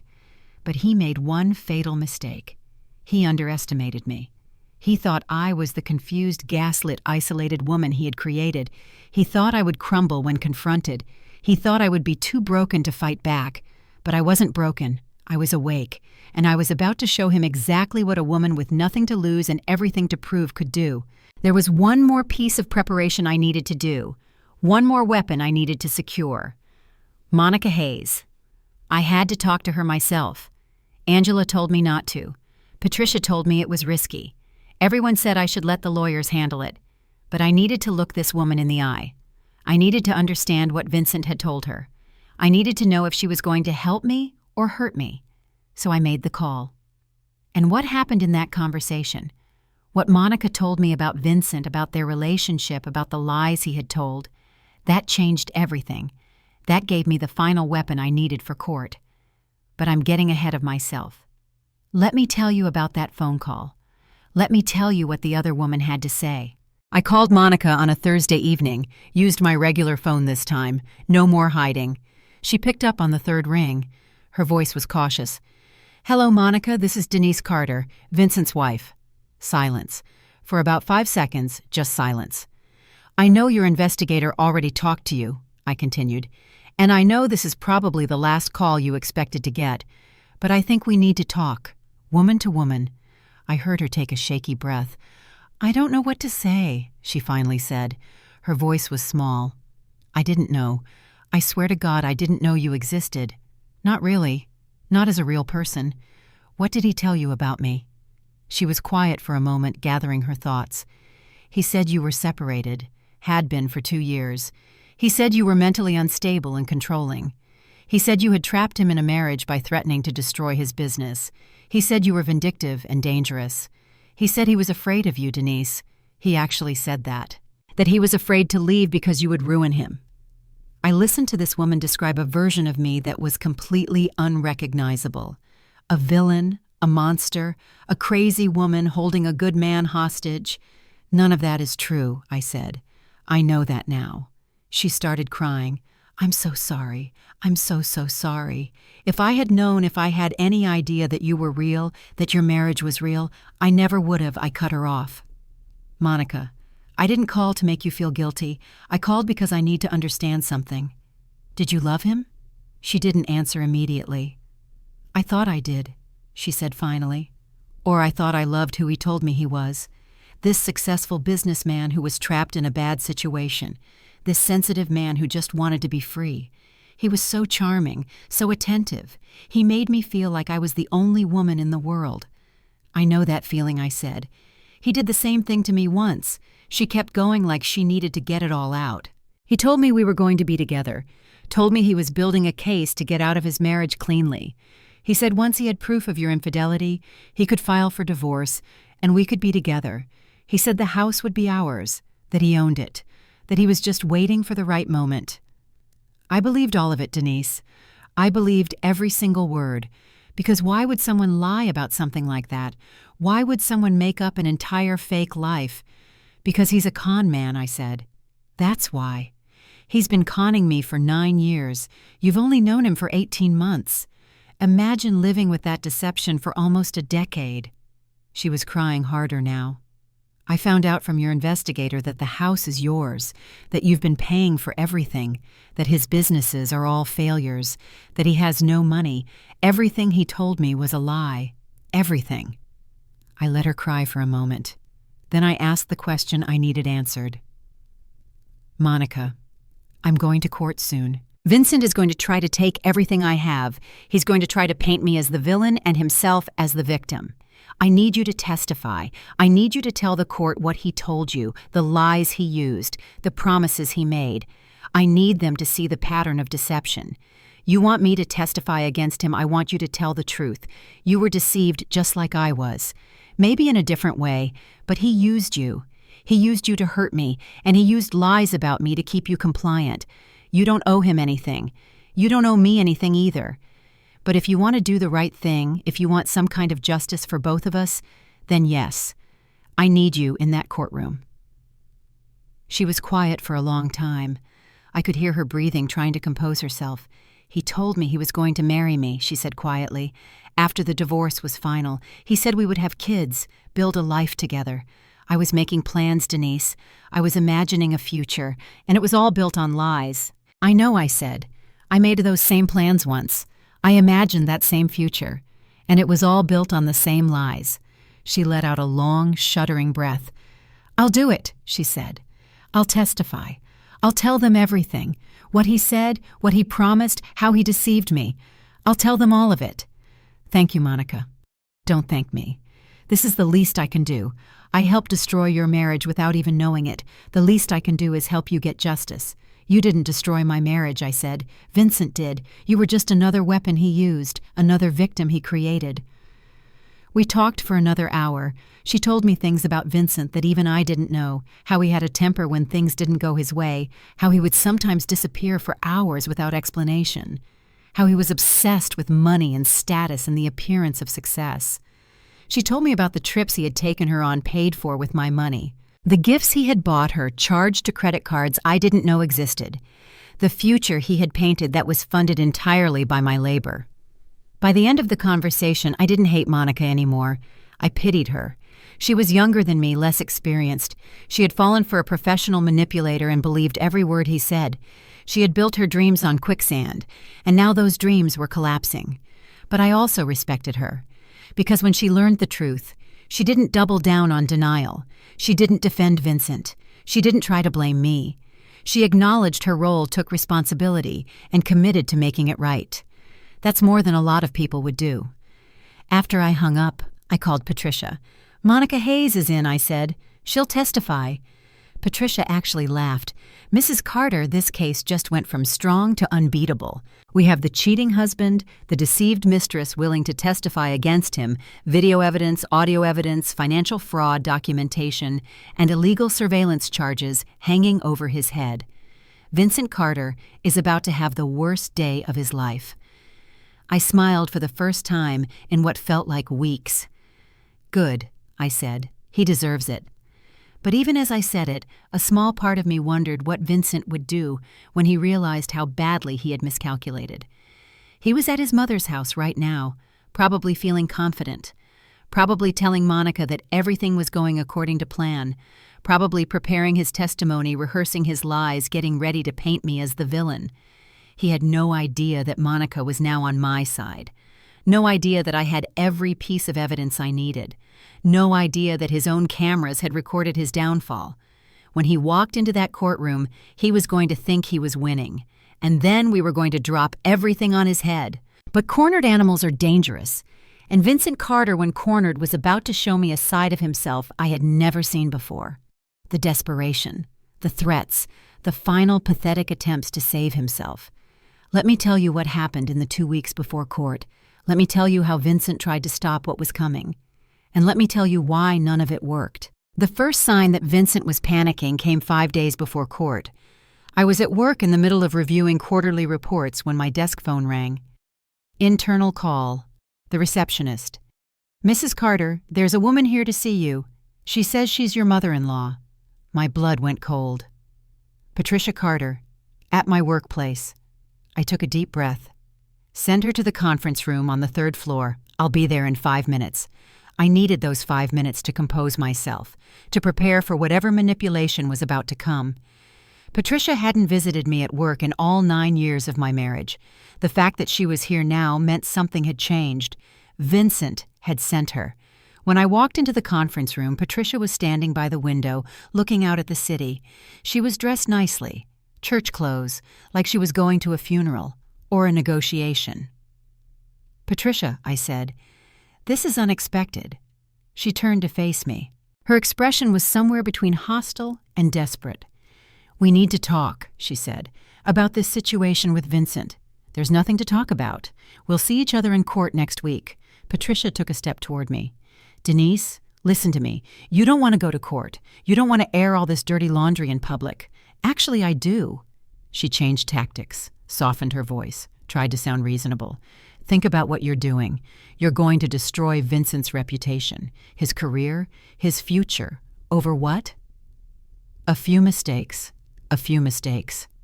I almost laughed. "He's been having an affair for 18 months. He's stolen over $100,000 from me. He installed illegal cameras in my bathroom. He's been planning to take everything I own for over a year. Those aren't mistakes, Patricia. Those are crimes." Her mask slipped a little. I saw the real Patricia underneath, the one who helped her son plan this whole thing. "You can't prove any of that," she said. "Actually, I can. I have video evidence, audio recordings, financial documentation, and your son's mistress has agreed to testify." Patricia's face went pale. "What Monica Hayes? The woman Vincent told he was going to marry. She knows the truth now. She knows he lied to her about everything, and she's going to tell the court exactly what he promised her and how he deceived her." "You're lying. I'm not. But feel free to ask Vincent. Ask Monica. They'll confirm it." Patricia stared at me for a long moment. Then she tried one more approach. "What do you want, Denise? What will it take to make this go away?" "It's not going away. There's nothing Vincent has that I want except my freedom. We can come to an arrangement. Vincent could agree to the divorce quietly. No court. No public records. You get the house, you go your separate ways, nobody has to know what happened." I tilted my head. "Why would I agree to that? Because if you go to court, everyone will know. Your co-workers, your church, your family. Everyone will know the details of your marriage. Let them know. I have nothing to hide. Vincent is the one who should be embarrassed." Patricia's composure finally cracked. "You ungrateful woman," she hissed. "My son gave you the best years of his life. He put up with your career obsession, your long hours, your neglect. And this is how you repay him. By trying to destroy him." I stood up straighter. "Your son hasn't worked a real job in 9 years. He's been living off my income driving cars. I paid for living in a house I bought while he cheated on me and stole from our accounts. The best years of his life were funded entirely by me. So don't come into my workplace and try to rewrite history, Patricia. I have documentation going back 9 years. Every deposit, every payment, every receipt. The court is going to see exactly who contributed what to this marriage. And when they do, your son is going to walk out of there with nothing, just like he deserves." Patricia looked at me with pure hatred in her eyes. "You'll regret this," she said. "My son has resources you don't know about. He has people who support him. You think you've won, but this isn't over. Then I'll see you in court." I opened the conference room door and stood there waiting for her to leave. She walked out without another word, but the look she gave me as she passed told me everything I needed to know. This wasn't a surrender. It was a warning. Vincent wasn't going to give up without a fight. 2 days later, the harassment started. First, it was hang-up calls to my cell phone, blocked numbers calling at 2 in the morning, 3 in the morning, never saying anything. Just silence, then a disconnect. Then it was my car. Someone keyed the driver's side door while it was parked in my driveway. Deep scratches that spelled out a word I won't repeat. Then it was my workplace. Someone called HR and left an anonymous tip that I was embezzling money from the company. Complete fabrication, but it triggered an internal review that I had to deal with in the middle of preparing for court. I knew it was Vincent, or his mother, or someone they had recruited to intimidate me, but I couldn't prove it. I called Patricia Morgan, document everything she said, take photos, keep a log of the calls with timestamps. This kind of behavior doesn't look good for him. If anything, it supports our case that he's vindictive and willing to break the law. Should I call the police? You can file a report, but without proof it was him. They probably won't do much. What I would suggest is installing your own cameras. Visible ones. If someone comes onto your property again, you'll have footage. The irony wasn't lost on me. Now I was the one installing cameras. But I did it. Bought a full security system. Cameras covering every angle of my property. Motion sensors. The whole setup. The harassment stopped after that, but the damage was done. I wasn't sleeping well. I was looking over my shoulder everywhere I went. I was starting to feel like a prisoner in my own home. Again. 3 days before court, I got a different kind of call. Vincent himself. "Denise," he said. His voice was different, softer, almost pleading. "Please, can we talk? We can talk through our lawyers. No, I mean really talk. Just you and me. Before this goes to court. There's nothing to say. Yes, there is." He took a shaky breath. "I made mistakes. I know that. I was wrong. I was so wrong about everything. But does it have to end like this? In front of a judge with everything exposed?" "Yes, it does. Denise, please. I'm begging you. I know you don't owe me anything. I know I've destroyed whatever we had. But think about what this is going to do, to both of us." Our names drag through the court system, everyone knowing our business. I was quiet for a moment. Then I said, "You should have thought about that before you installed cameras in our bathroom, before you brought your mistress into our bed, before you and your mother plotted to steal everything I own. You created this situation, Vincent. Every choice that led us here was your choice. And now you want me to feel sorry for you to protect your reputation. You get to live with the consequences, just like I've had to live with your lies." He was crying now. Actually crying. Part of me wondered if it was real or just another manipulation. "I never meant to hurt you," he said between sobs. "I loved you. I still love you. I just got confused. I got lost. Monica meant nothing. It was a mistake. A mistake that lasted 18 months. A mistake you filmed in our bed. A mistake you told your mother about while planning to take my house." "I don't think so. Denise, goodbye. Vincent, I'll see you in court." I hung up before he could say anything else. And then I sat in my living room in my house and I cried. Not because I missed him, not because I felt sorry for him, but because I mourned the woman I used to be, the woman who believed in him, the woman who thought she had a partner. That woman was gone now, and in her place was someone harder, someone stronger, someone who had learned that the only person she could truly rely on was herself. The night before court, I couldn't sleep. I lay in bed staring at the ceiling, running through everything in my mind. The evidence, the testimony, the strategy Patricia had outlined. I knew we had a strong case. I knew the facts were on my side. But there was still a part of me that was terrified. What if something went wrong? What if the judge didn't believe me? What if Vincent had some trick up his sleeve that we hadn't anticipated? Around 2 a.m, my phone buzzed. A text from Kiana. "Can't sleep either. You ready for tomorrow?" I typed back, "As ready as I'll ever be." Her response, "You've got this, sis. You've done the work. You've gathered the evidence. Tomorrow, you walk in there and show them who Denise Carter really is. Not the woman Vincent tried to create. The real you." I smiled in the darkness. She was right. I had done everything I could do. The rest was up to the lawyers, the judge, and the evidence. I finally fell asleep around 4. And when I woke up, I knew. Today was the day I would take my life back. But what I didn't know, what I couldn't have predicted, was what was waiting for me in that courtroom. Vincent had one more card to play. One more desperate, pathetic attempt to destroy me. And when he played it, when he stood in front of that judge and said what he said, I thought for a moment that all my preparation had been for nothing. But then Monica walked through those courtroom doors. Then the video evidence started playing. Then the judge's face changed from neutral to disgusted, and everything Vincent had built came crashing down around him. Let me tell you about the day I got my freedom. Let me tell you about the look on his face when he realized he had lost everything. Let me tell you about the moment the judge looked at him and said the words that ended his scheme forever. Because that courtroom, that was where the truth finally came out. All of it. Every lie exposed, every manipulation revealed, every crime documented. That courtroom was where I won. And that's a story you need to hear from the beginning. The morning of court, I woke up before my alarm, 5:30 in the morning.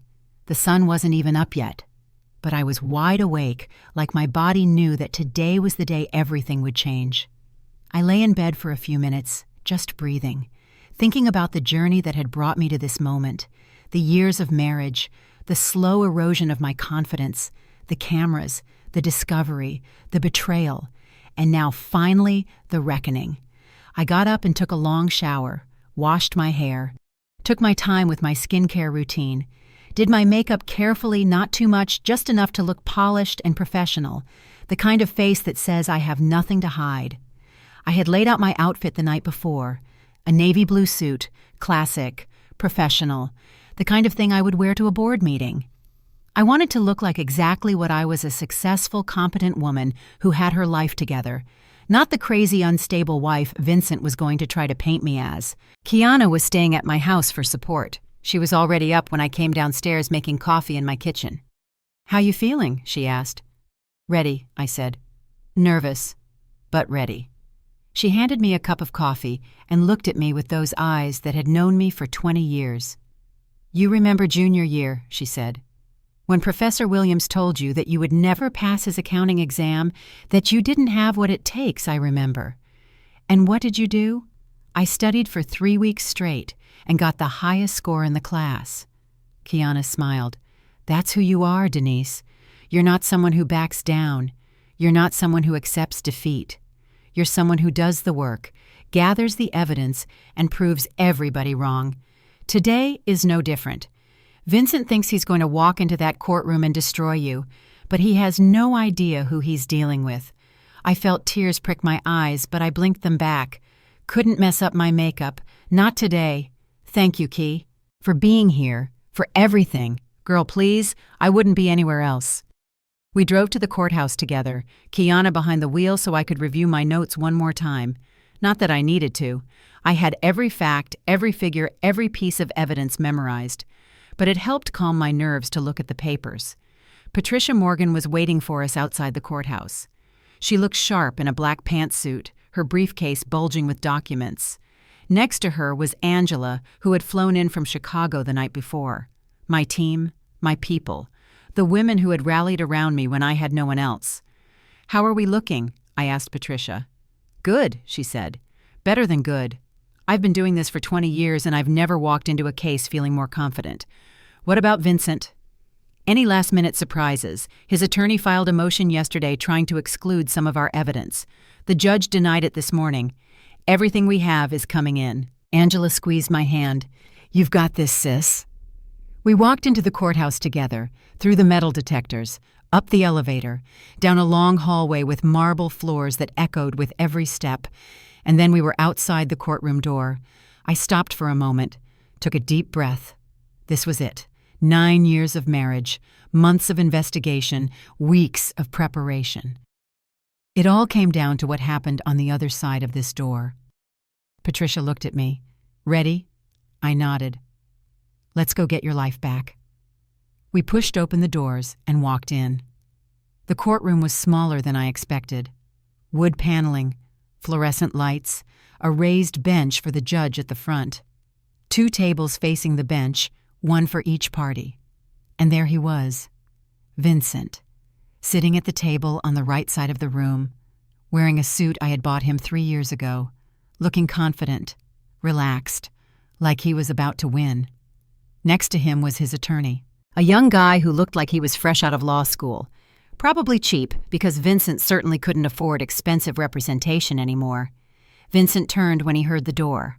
Our eyes met. For a moment I saw something flicker across his face, surprise maybe, or concern. He hadn't expected me to look like this, composed, strong, put together. He had expected the broken woman he thought he had created, the confused, gaslit shell of a person who would crumble under pressure. That woman didn't exist anymore. I held his gaze for a long moment. Then I turned away and took my seat at the table on the left side of the room. Patricia sat next to me. Angela and Kiana were in the gallery behind us. My support system, my witnesses to what was about to happen. I glanced around the courtroom. There were a few other people scattered in the gallery. court personnel, a reporter from the local paper who covered family court cases.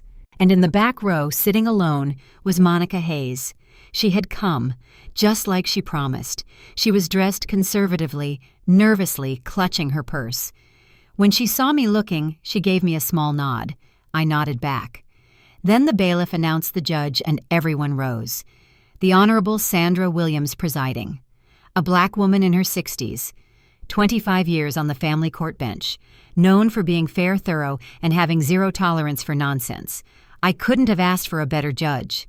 She took her seat and looked out at both tables. We are here today in the matter of Carter versus Carter petition for dissolution of marriage. She glanced at some papers in front of her. I have reviewed the filings from both parties. This appears to be a contested divorce with disputes over property, spousal support, and allegations of misconduct by both parties. She looked at Vincent's attorney. Counsel for the petitioner, you may begin with your opening statement. Vincent's lawyer stood up, tried to look confident, but couldn't quite pull it off. Your Honor, my client.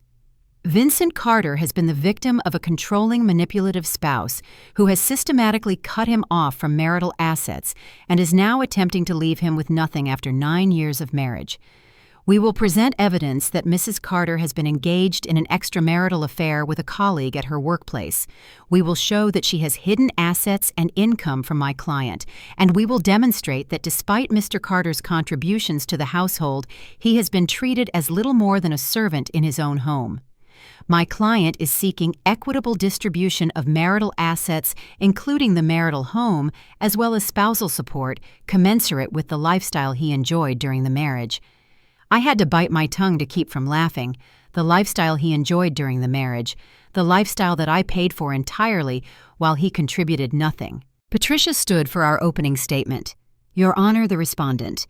Mrs. Denise Carter has a very different story to tell, and unlike the petitioner's claims, ours is supported by extensive documentation. Mrs. Carter has been the sole financial provider for this family for the entirety of the marriage. She has worked full-time, paid every bill, funded multiple failed business ventures for her husband, and received virtually no financial contribution from Mr. Carter in 9 years. We will present evidence that Mr. Carter has been engaged in an extramarital affair for over 18 months. We will show that he has systematically stolen money from the marital accounts to fund this affair and other personal expenses. We will demonstrate that he installed illegal surveillance equipment in the marital home, including in private spaces, in violation of Texas law. And we will prove that Mr. Carter and his mother conspired to manufacture false evidence of infidelity against Mrs. Carter in order to gain advantage in these divorce proceedings. Mrs. Carter is seeking to retain her separate property, including the marital home, which was purchased with her inheritance. She is seeking reimbursement for funds stolen by Mr. Carter, and she is seeking a divorce from a man who has deceived her, stolen from her, and violated her privacy in the most intimate ways. The judge's eyebrows went up slightly. This was clearly not a run-of-the-mill divorce case. Counsel for the petitioner, she said. Call your first witness. Vincent's lawyer called Vincent to the stand. And so it began. Vincent took the stand like he was walking onto a stage. Confident, rehearsed, ready to perform. His attorney started with softball questions. How long they had been married, where they lived, what his professional background was. Vincent answered smoothly, talked about his MBA, his consulting business, his entrepreneurial ambitions, made it sound like he was a successful businessman who just hadn't caught his big break yet. Then his attorney got to the meat of it. Mr. Carter, can you describe your relationship with your wife in recent years? Vincent put on a sad face, the kind of expression designed to generate sympathy. It's been difficult, he said. Denise has become increasingly distant. She works all the time, 60, 70 hours a week sometimes. She's never home, and when she is home, she's distracted, on her phone constantly, texting, taking calls in the other room. I started to feel like I didn't have a wife anymore, like I was just a roommate in my own house. His attorney nodded sympathetically. And did you notice anything else unusual about her behavior? Vincent leaned forward, like he was about to share a painful secret. There was a man at her work, Ray Brooks. She talked about him all the time. Ray said this. Ray did that. Ray is so smart. Ray is so successful. At first I thought it was just professional admiration. But then I started noticing things. She would get dressed up more than usual for work. She would come home late and be vague about where she had been. She would smile at her phone and then hide the screen when I walked by. I didn't want to believe it. I loved my wife, but eventually I had to know the truth. "So what did you do?" his attorney asked. "I installed cameras in our home, for security purposes, but also to understand what was happening in my marriage. I needed to know if my wife was being faithful to me." "And what did you observe?" Vincent shook his head slowly. "Sadly, I saw her on the phone constantly. Private conversations, laughing, flirting. I saw her getting dressed up and leaving the house at odd hours. I saw her texting late at night when she thought I was asleep. I never caught her in the act, but the pattern was clear. My wife was having an affair. I wanted to stand up and scream that he was lying, that everything coming out of his mouth was a complete fabrication. But Patricia put her hand on my arm. "Wait," she mouthed. Vincent's attorney continued. "Now, Mr. Carter, can you tell us about the marital finances?" Vincent nodded. "I tried to contribute, I really did, but Denise controlled everything. She made more money than me, and she never let me forget it. She handled all the accounts. She made all the financial decisions. I was basically on an allowance. When I tried to start my own business, she sabotaged me. She would complain about the cost. She would question my decisions. She made it impossible for me to succeed." I sat there listening to this alternate reality version of our marriage, a version where he was the victim, where I was the controlling one, where his failures were my fault. It was masterful, really, the way he had flipped everything. Every single thing he had done to me, he was now accusing me of doing to him. His attorney asked about the house. "The house is where we built our life together," Vincent said. "I maintained that property. I took care of it while Denise was at work. I was the one who made it a home. Now she's trying to take it from me, trying to leave me with nothing after I gave her 9 years of my life." He actually looked like he might cry. And maybe some of those tears were real tears of frustration that his plan wasn't working out the way he expected. His attorney wrapped up the direct examination. "Mr. Carter, what are you seeking from this court? I just want what's fair," Vincent said. "Half of what we built together. The ability to stay in the home we shared, and enough support to get back on my feet while I rebuild my career. I'm not trying to hurt Denise. I'm just trying to survive." His attorney sat down. The judge made some notes. Then she looked at Patricia. "Counsel for the respondent, your witness." Patricia stood up slowly, deliberately. She picked up a thick folder and walked toward the witness stand. "Mr. Carter," she began, "you testified that you tried to contribute to the marriage financially. Can you tell me in the 9 years of your marriage what was your total income?" Vincent shifted in his seat. "I had some income from my businesses. Can you be more specific? What was the total dollar amount you earned over 9 years? I don't have the exact figures in front of me." Patricia opened her folder. "I do. According to your joint tax returns, which I have here, your total reported income over 9 years was approximately $30,000. Does that sound accurate?" Vincent's jaw tightened. "That doesn't account for unreported income from my consulting work." "Unreported income. You mean income you didn't report to the IRS? Are you admitting to tax fraud, Mr. Carter?" "I didn't say that. I meant informal income. Cash payments. Do you have any documentation of this informal income?" Silence. Vincent glared at Patricia.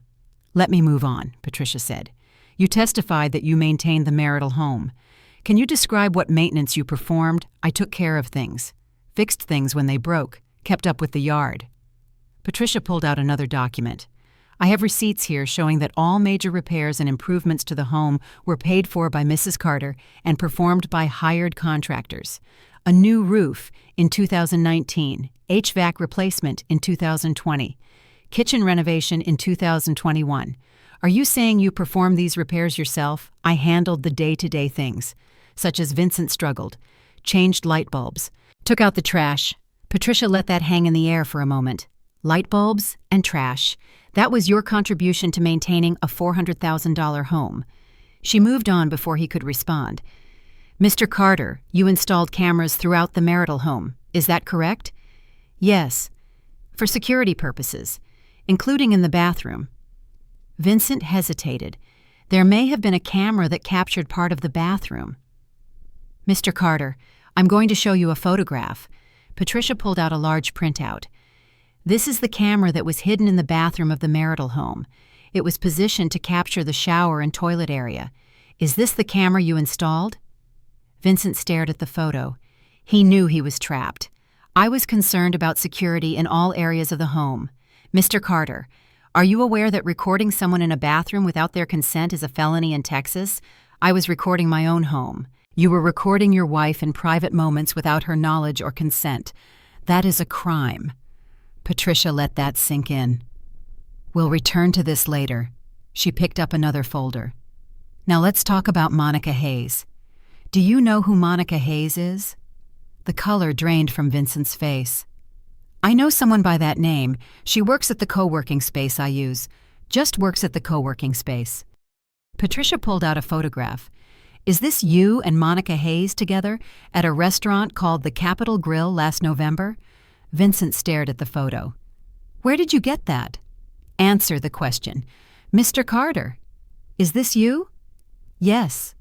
And is this you and Monica Hayes kissing in the living room of the marital home? Patricia pulled out a still image from the camera footage. Vincent's attorney jumped up. Objection. This evidence was obtained from illegal surveillance. The judge shook her head. The cameras were installed by your client counsel. Any footage from those cameras is admissible. Overruled, Patricia continued. Mr. Carter, is this you and Monica Hayes in the marital home? Vincent's voice was barely audible. Yes. And is this you and Monica Hayes in the marital bedroom on the bed you shared with your wife? She held up another still image, the image I had seen on that iPad, the image that had shattered any remaining feelings I had for this man. Vincent didn't answer.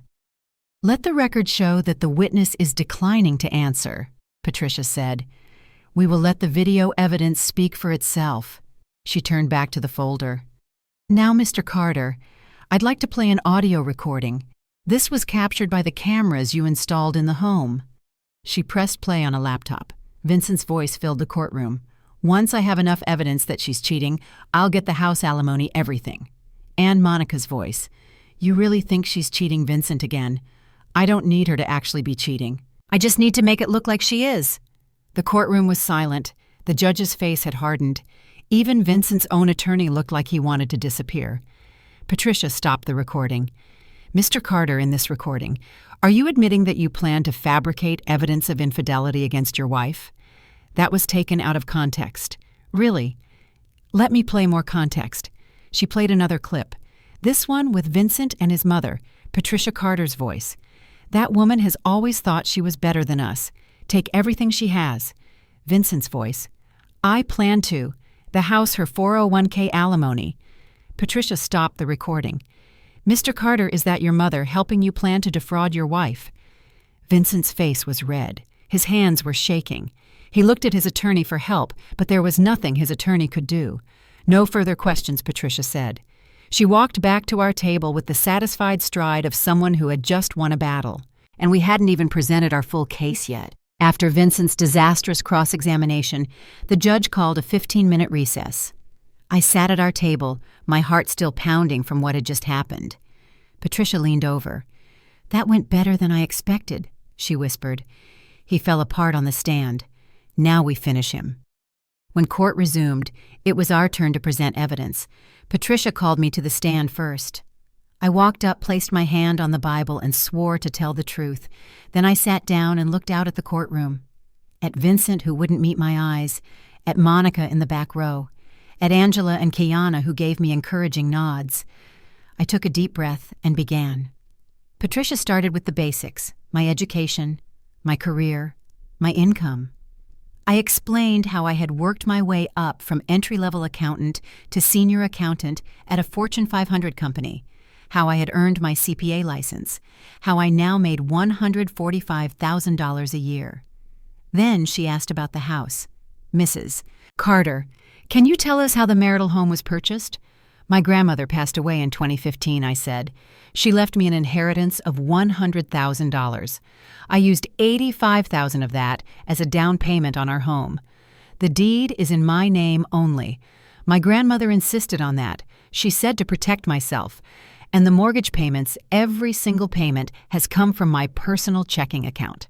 I have statements going back 9 years showing every payment. Patricia introduced the bank statements as evidence. And the cars? Both vehicles are in my name. I got the loans because Vincent's credit score was too low to qualify. I make both payments every month. She introduced the loan documents. And the household expenses, utilities, groceries, insurance, all from my accounts. I can show you 9 years of documentation. For the next 30 minutes, we went through every aspect of our finances, every bill I paid, every expense I covered, every dollar I earned that kept our household running.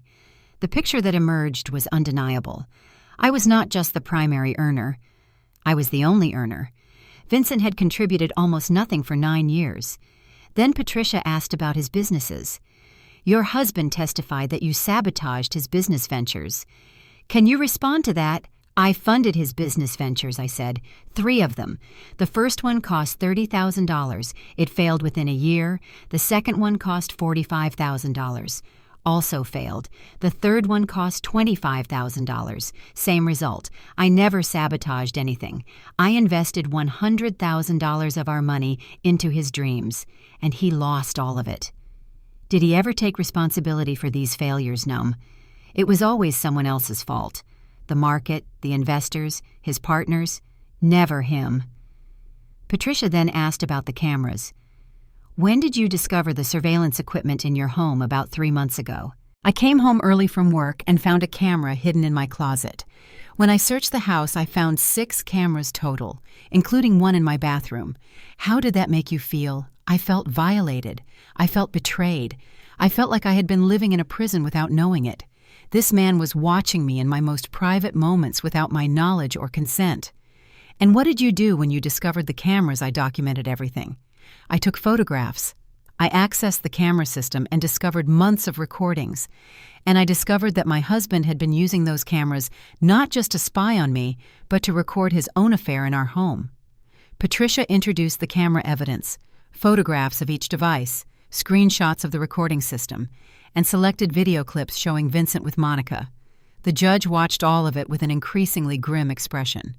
Finally, Patricia asked about Ray Brooks. Your husband accused you of having an affair with a colleague named Ray Brooks. What is your response? Ray Brooks is a senior vice president at my company. He is my mentor. He is married with 3 children and has been with his wife for over 20 years. Our relationship is entirely professional. We have had lunch meetings at the company cafeteria. We have attended work conferences together. We have exchanged professional emails. None of this constitutes an affair. My husband took innocent work interactions and twisted them into evidence of infidelity because he needed to justify what he was doing. He needed to make me the villain so he could feel like the victim. But I'm not the villain in this story. He is. Patricia thanked me and sat down. Vincent's attorney had no questions on cross-examination. There was nothing he could ask that wouldn't make things worse. Then Patricia called our final witness. The court calls Monica Hayes. The courtroom door opened, and Monica walked down the aisle. She looked nervous, but determined. She glanced at Vincent as she passed, but he wouldn't look at her. She was sworn in and took her seat. Patricia approached gently. She knew Monica was here as an ally, not an enemy. Ms. Hayes, how do you know Vincent Carter? I met him about 18 months ago at the WeWork location where I work.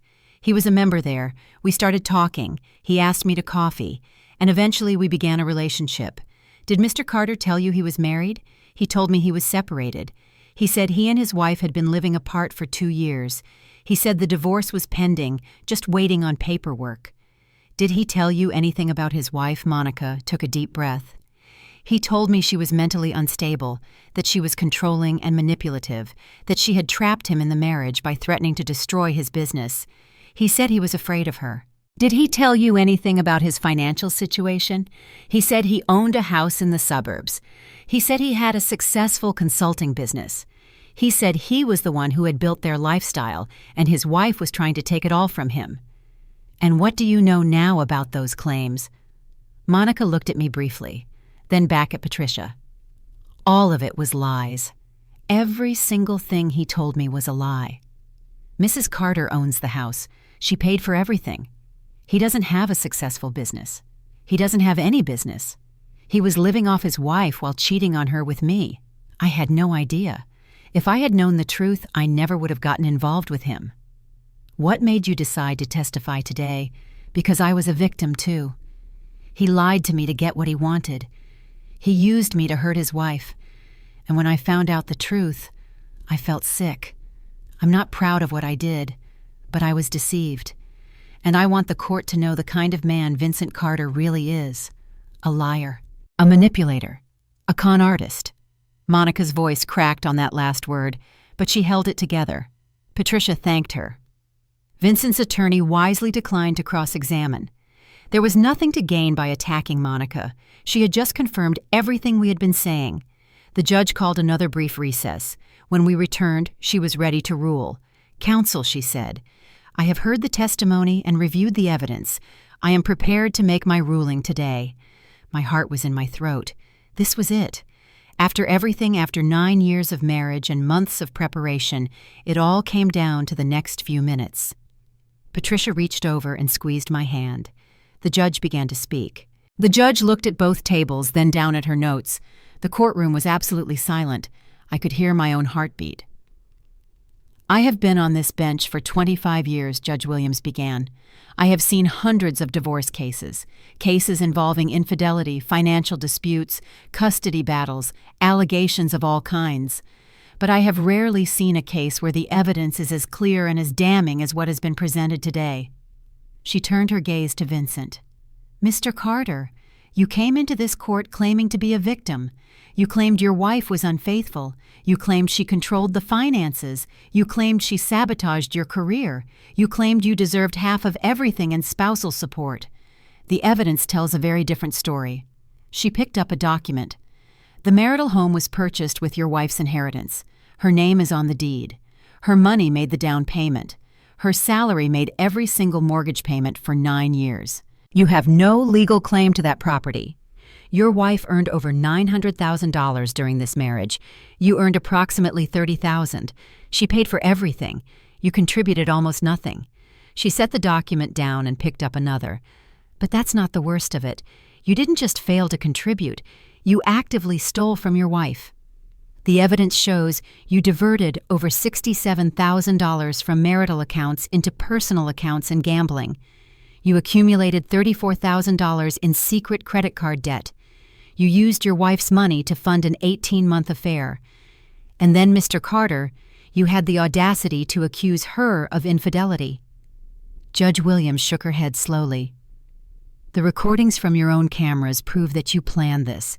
You told your mistress you were going to manufacture evidence against your wife. You told your mother you were going to take everything she had. You didn't just cheat on your wife. You conspired to defraud her. You violated her privacy in the most intimate ways. And you stood on that witness stand today and lied." Vincent's face was pale. His attorney had stopped taking notes. There was nothing to write. The judge continued. "Now regarding the cameras, Mr. Carter, you installed surveillance equipment throughout the marital home, including in the bathroom. Recording someone in a private space without their consent is a violation of Texas Penal Code Section 16.02. It is a state jail felony punishable by up to 2 years in prison. I am referring this matter to the District Attorney's Office for criminal investigation." Vincent made a sound, a small, strangled sound like someone had punched him in the stomach. "As for the dissolution of this marriage, here is my ruling. 1. The divorce is granted on grounds of adultery and fraud by the petitioner, Mr. Vincent Carter. 2. The marital home at 4521 Wisteria Lane is awarded solely to the respondent, Mrs. Denise Carter. It was her separate property from the beginning, purchased with her inheritance and maintained entirely with her income. Mr. Carter has no claim to it. 3. Both vehicles currently titled to Mrs. Carter are awarded to Mrs. Carter. They were purchased with her credit and paid for with her income. 4. The petitioner's request for spousal support is denied. Mr. Carter was voluntarily unemployed during the marriage while his wife worked full-time. He has no grounds to claim support from the woman he was simultaneously stealing from. 5. Mr. Carter is ordered to reimburse Mrs. Carter for funds improperly diverted from marital accounts. Based on the evidence presented, this amount is $67,000. Mr. Carter will have 90 days to begin a payment plan. 6. The $34,000 in credit card debt accumulated by Mr. Carter without Mrs. Carter's knowledge is assigned solely to Mr. Carter. Mrs. Carter has no responsibility for this debt. 7. A permanent restraining order is granted. Mr. Carter must maintain a distance of 500 feet from Mrs. Carter and from the marital home at all times. The judge looked directly at Vincent. Mr. Carter, you spent years living off your wife's income while contributing nothing. You then stole from her, cheated on her, violated her privacy, and tried to frame her for crimes she didn't commit so you could take even more. I don't know what you thought was going to happen today, but this court does not reward fraud. This court does not reward deception. This court does not reward men who treat their wives as ATMs and then discard them when the scheme falls apart. Mrs. Carter will walk out of here today with her house, her vehicles, her dignity, and her freedom. You will walk out of here with nothing, exactly as you deserve. This court is adjourned. The gavel came down with a sound that echoed through my whole body. For a moment, I didn't move. I couldn't move. It was over. It was really over. Then Patricia was hugging me. Angela was rushing over from the gallery. Kiana was crying, and I was free. I turned to look at Vincent one more time. He was sitting at his table, head in his hands. His attorney was packing up quickly, probably eager to get away from this disaster.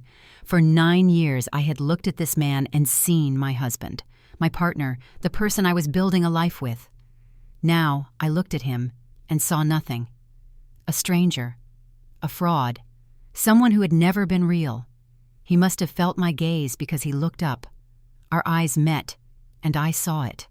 The moment he realized that he had lost, not just the case, everything. The house he thought he was going to take, gone. The alimony he thought he was going to live on, denied. The reputation he had carefully cultivated, destroyed. And the woman he thought he had broken. Standing tall, surrounded by people who loved her, walking out of this courtroom victorious. I didn't say anything to him. There was nothing left to say. I turned and walked out of that courtroom with my head held high. Outside, the sun was shining. It felt like a sign, like the universe was telling me that the darkness was over and a new day was beginning. Angela hugged me tight. "You did it, sis. You really did it. We all did it," I said. I couldn't have done this alone. Kiana was wiping tears from her eyes. "Girl, when that judge started reading the ruling, I thought I was going to pass out. She destroyed him." Patricia joined us, a satisfied smile on her face. That went even better than I expected. The criminal referral for the camera recordings was a bonus. He might actually face jail time. "What happens now?" I asked. "Now you go home, to your house, and you start your new life." She handed me a card. "If he violates the restraining order, if he tries to contact you, if he does anything at all, you call me immediately. But I don't think he will. I think he knows he's beaten." I looked at the card in my hand, then at the courthouse behind me, then at the women surrounding me. For 9 years, I had been trapped in a marriage with a man who was slowly destroying me, who made me doubt myself, who isolated me from everyone I loved, who stole my money, my confidence, my peace of mind. But I had survived. Not just survived, I had won, and now the rest of my life could begin. In the weeks after the trial, I learned what freedom really felt like. I went home that first night and walked through every room of my house. My house. The house I had bought with my grandmother's inheritance. The house I had paid for every month for 9 years. The house that was finally officially legally mine and mine alone. I stood in the living room where Vincent used to sit and criticize everything I did. I stood in the kitchen where I used to cook meals he never appreciated. I stood in the bedroom where he had brought another woman while I was at work, earning the money that paid for everything. And then I started cleaning. Not just regular cleaning, deep cleaning. I threw out anything that reminded me of him. Clothes, pictures, gifts. Anything with his energy attached to it went straight into garbage bags. I rearranged the furniture, painted the walls a color I actually liked, bought new sheets for the bed, made this house feel like mine for the first time ever. Kiana stayed with me for a week, helping me through the transition. We would stay up late talking, eating ice cream, watching movies, the kind of things I hadn't done since before I got married. "It's like I'm meeting you again," she said one night. "The old Denise, the one I knew before Vincent. She's coming back." She was right. I could feel myself returning, the confidence I had lost, the joy I had forgotten, the sense of humor that had been buried under years of walking on eggshells. I was becoming myself again. The changes happened one by one. I started going back to the gym, not because I needed to look good for anyone, because it felt good, because my body was mine and I could do whatever I wanted with it. I reconnected with old friends, people I had pushed away because Vincent made me feel like I couldn't have relationships outside of our marriage. They welcomed me back with open arms. Nobody judged me for the years of silence. They understood. They had been waiting. I got closer with my family. Angela and I talked on the phone almost every day. Mama Jean came to visit and stayed for 2 weeks cooking for me, praying with me, reminding me of who I was and where I came from. And at work, I thrived. Without the stress of my home life dragging me down, I had energy for the first time in years. I tackled projects I had been putting off. I volunteered for new initiatives. I made myself visible in ways I had avoided, because Vincent always made me feel guilty for being ambitious. 6 months after the divorce, I was promoted. Director of Financial Operations, a corner office, a team of 12 people reporting to me, a salary that made my old salary look like pocket change. I had spent 9 years dimming my light so Vincent wouldn't feel threatened. Now I was shining as bright as I could. And Vincent? His life fell apart in every way possible. The district attorney did pursue charges for the illegal recordings. Vincent pled guilty to a misdemeanor to avoid jail time, but he still ended up with probation and a criminal record. Monica left him the day of the trial. She testified against him and never looked back. Last I heard, she had moved to another city to start over. His mother, Patricia, had to take him in because he couldn't afford an apartment. The $67,000 he owed me was going to take years to pay off, especially since he still couldn't hold a job. And his reputation in the community was destroyed. Word got around about what he had done. The church we used to attend together, the social circles he had charmed for years, all of them knew the truth now. He couldn't show his face anywhere without whispers following him. I would be lying if I said I didn't feel satisfaction about that. Not joy exactly, but a sense of justice. He had tried to destroy me, and instead he had destroyed himself. 1 year after the trial, I was sitting on my back porch on a Sunday morning, cup of coffee in my hand, sun warming my face, birds singing in the trees I had planted last spring. I thought about everything I had been through, the love I had believed in, the betrayal I had survived, the strength I had discovered, and I realized I had learned some things I wished someone had told me years ago, things I want to share with anyone who might be going through what I went through. Lesson 1. Trust yourself. For years, Vincent made me doubt my own reality. He told me I was remembering things wrong. He told me I was being too sensitive. He made me feel like I couldn't trust my own thoughts and feelings. But I could. I always could. My instincts were right. My memories were accurate. My feelings were valid. If something feels wrong, it probably is wrong. Don't let anyone convince you otherwise. Your inner voice is trying to protect you. Listen to it. Lesson 2. Document everything. When things started falling apart, the only thing that saved me was evidence. Bank statements, screenshots, recordings. A paper trail that proved the truth when Vincent was trying to bury it in lies. If you're in a relationship that feels unsafe or suspicious, start keeping records. Save text messages. Take photos of important documents. Keep copies of financial statements somewhere he can't access. You might never need them, but if you do, they could be the difference between losing everything and keeping what's yours. Lesson 3. Financial independence is not optional. Looking back, the one thing I did right was maintaining my own income and my own accounts. Vincent tried to control our finances, but he couldn't take what was in my name. Never give up your ability to support yourself. Never put everything in someone else's name. Never let your financial survival depend entirely on another person. Love is wonderful, but love doesn't pay the mortgage. Make sure you can take care of yourself no matter what happens to your relationship. Lesson 4. The people who isolate you are not protecting you. Vincent systematically cut me off from my friends and family. He made me feel like they were the problem. He convinced me that our marriage was more important than any other relationship. But real love doesn't demand isolation. Real love encourages you to maintain connections. Real love wants you to be supported and surrounded by people who care about you. If someone is trying to separate you from your support system, that's not love. That's control.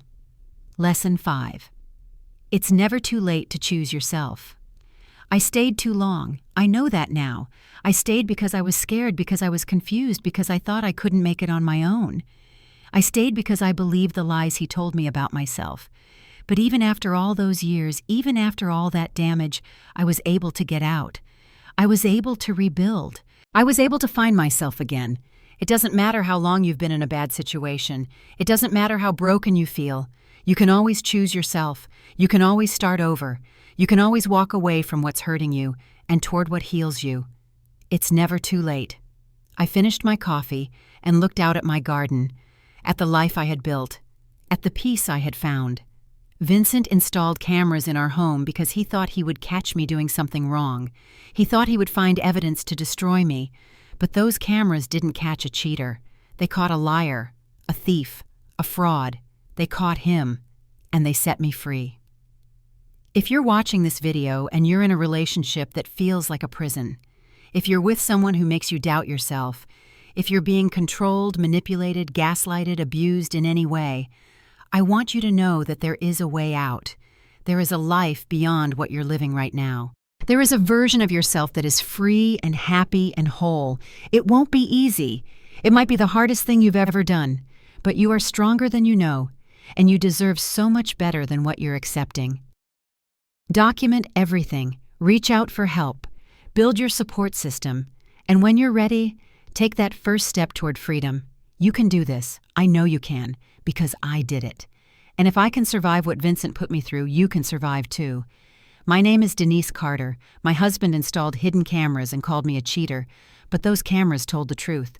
They proved who the real liar was, and they gave me back my life. If this story helped you, if it gave you hope, if it made you feel less alone, please share it with someone who needs to hear it. Like this video, subscribe to this channel, and leave a comment telling me your story.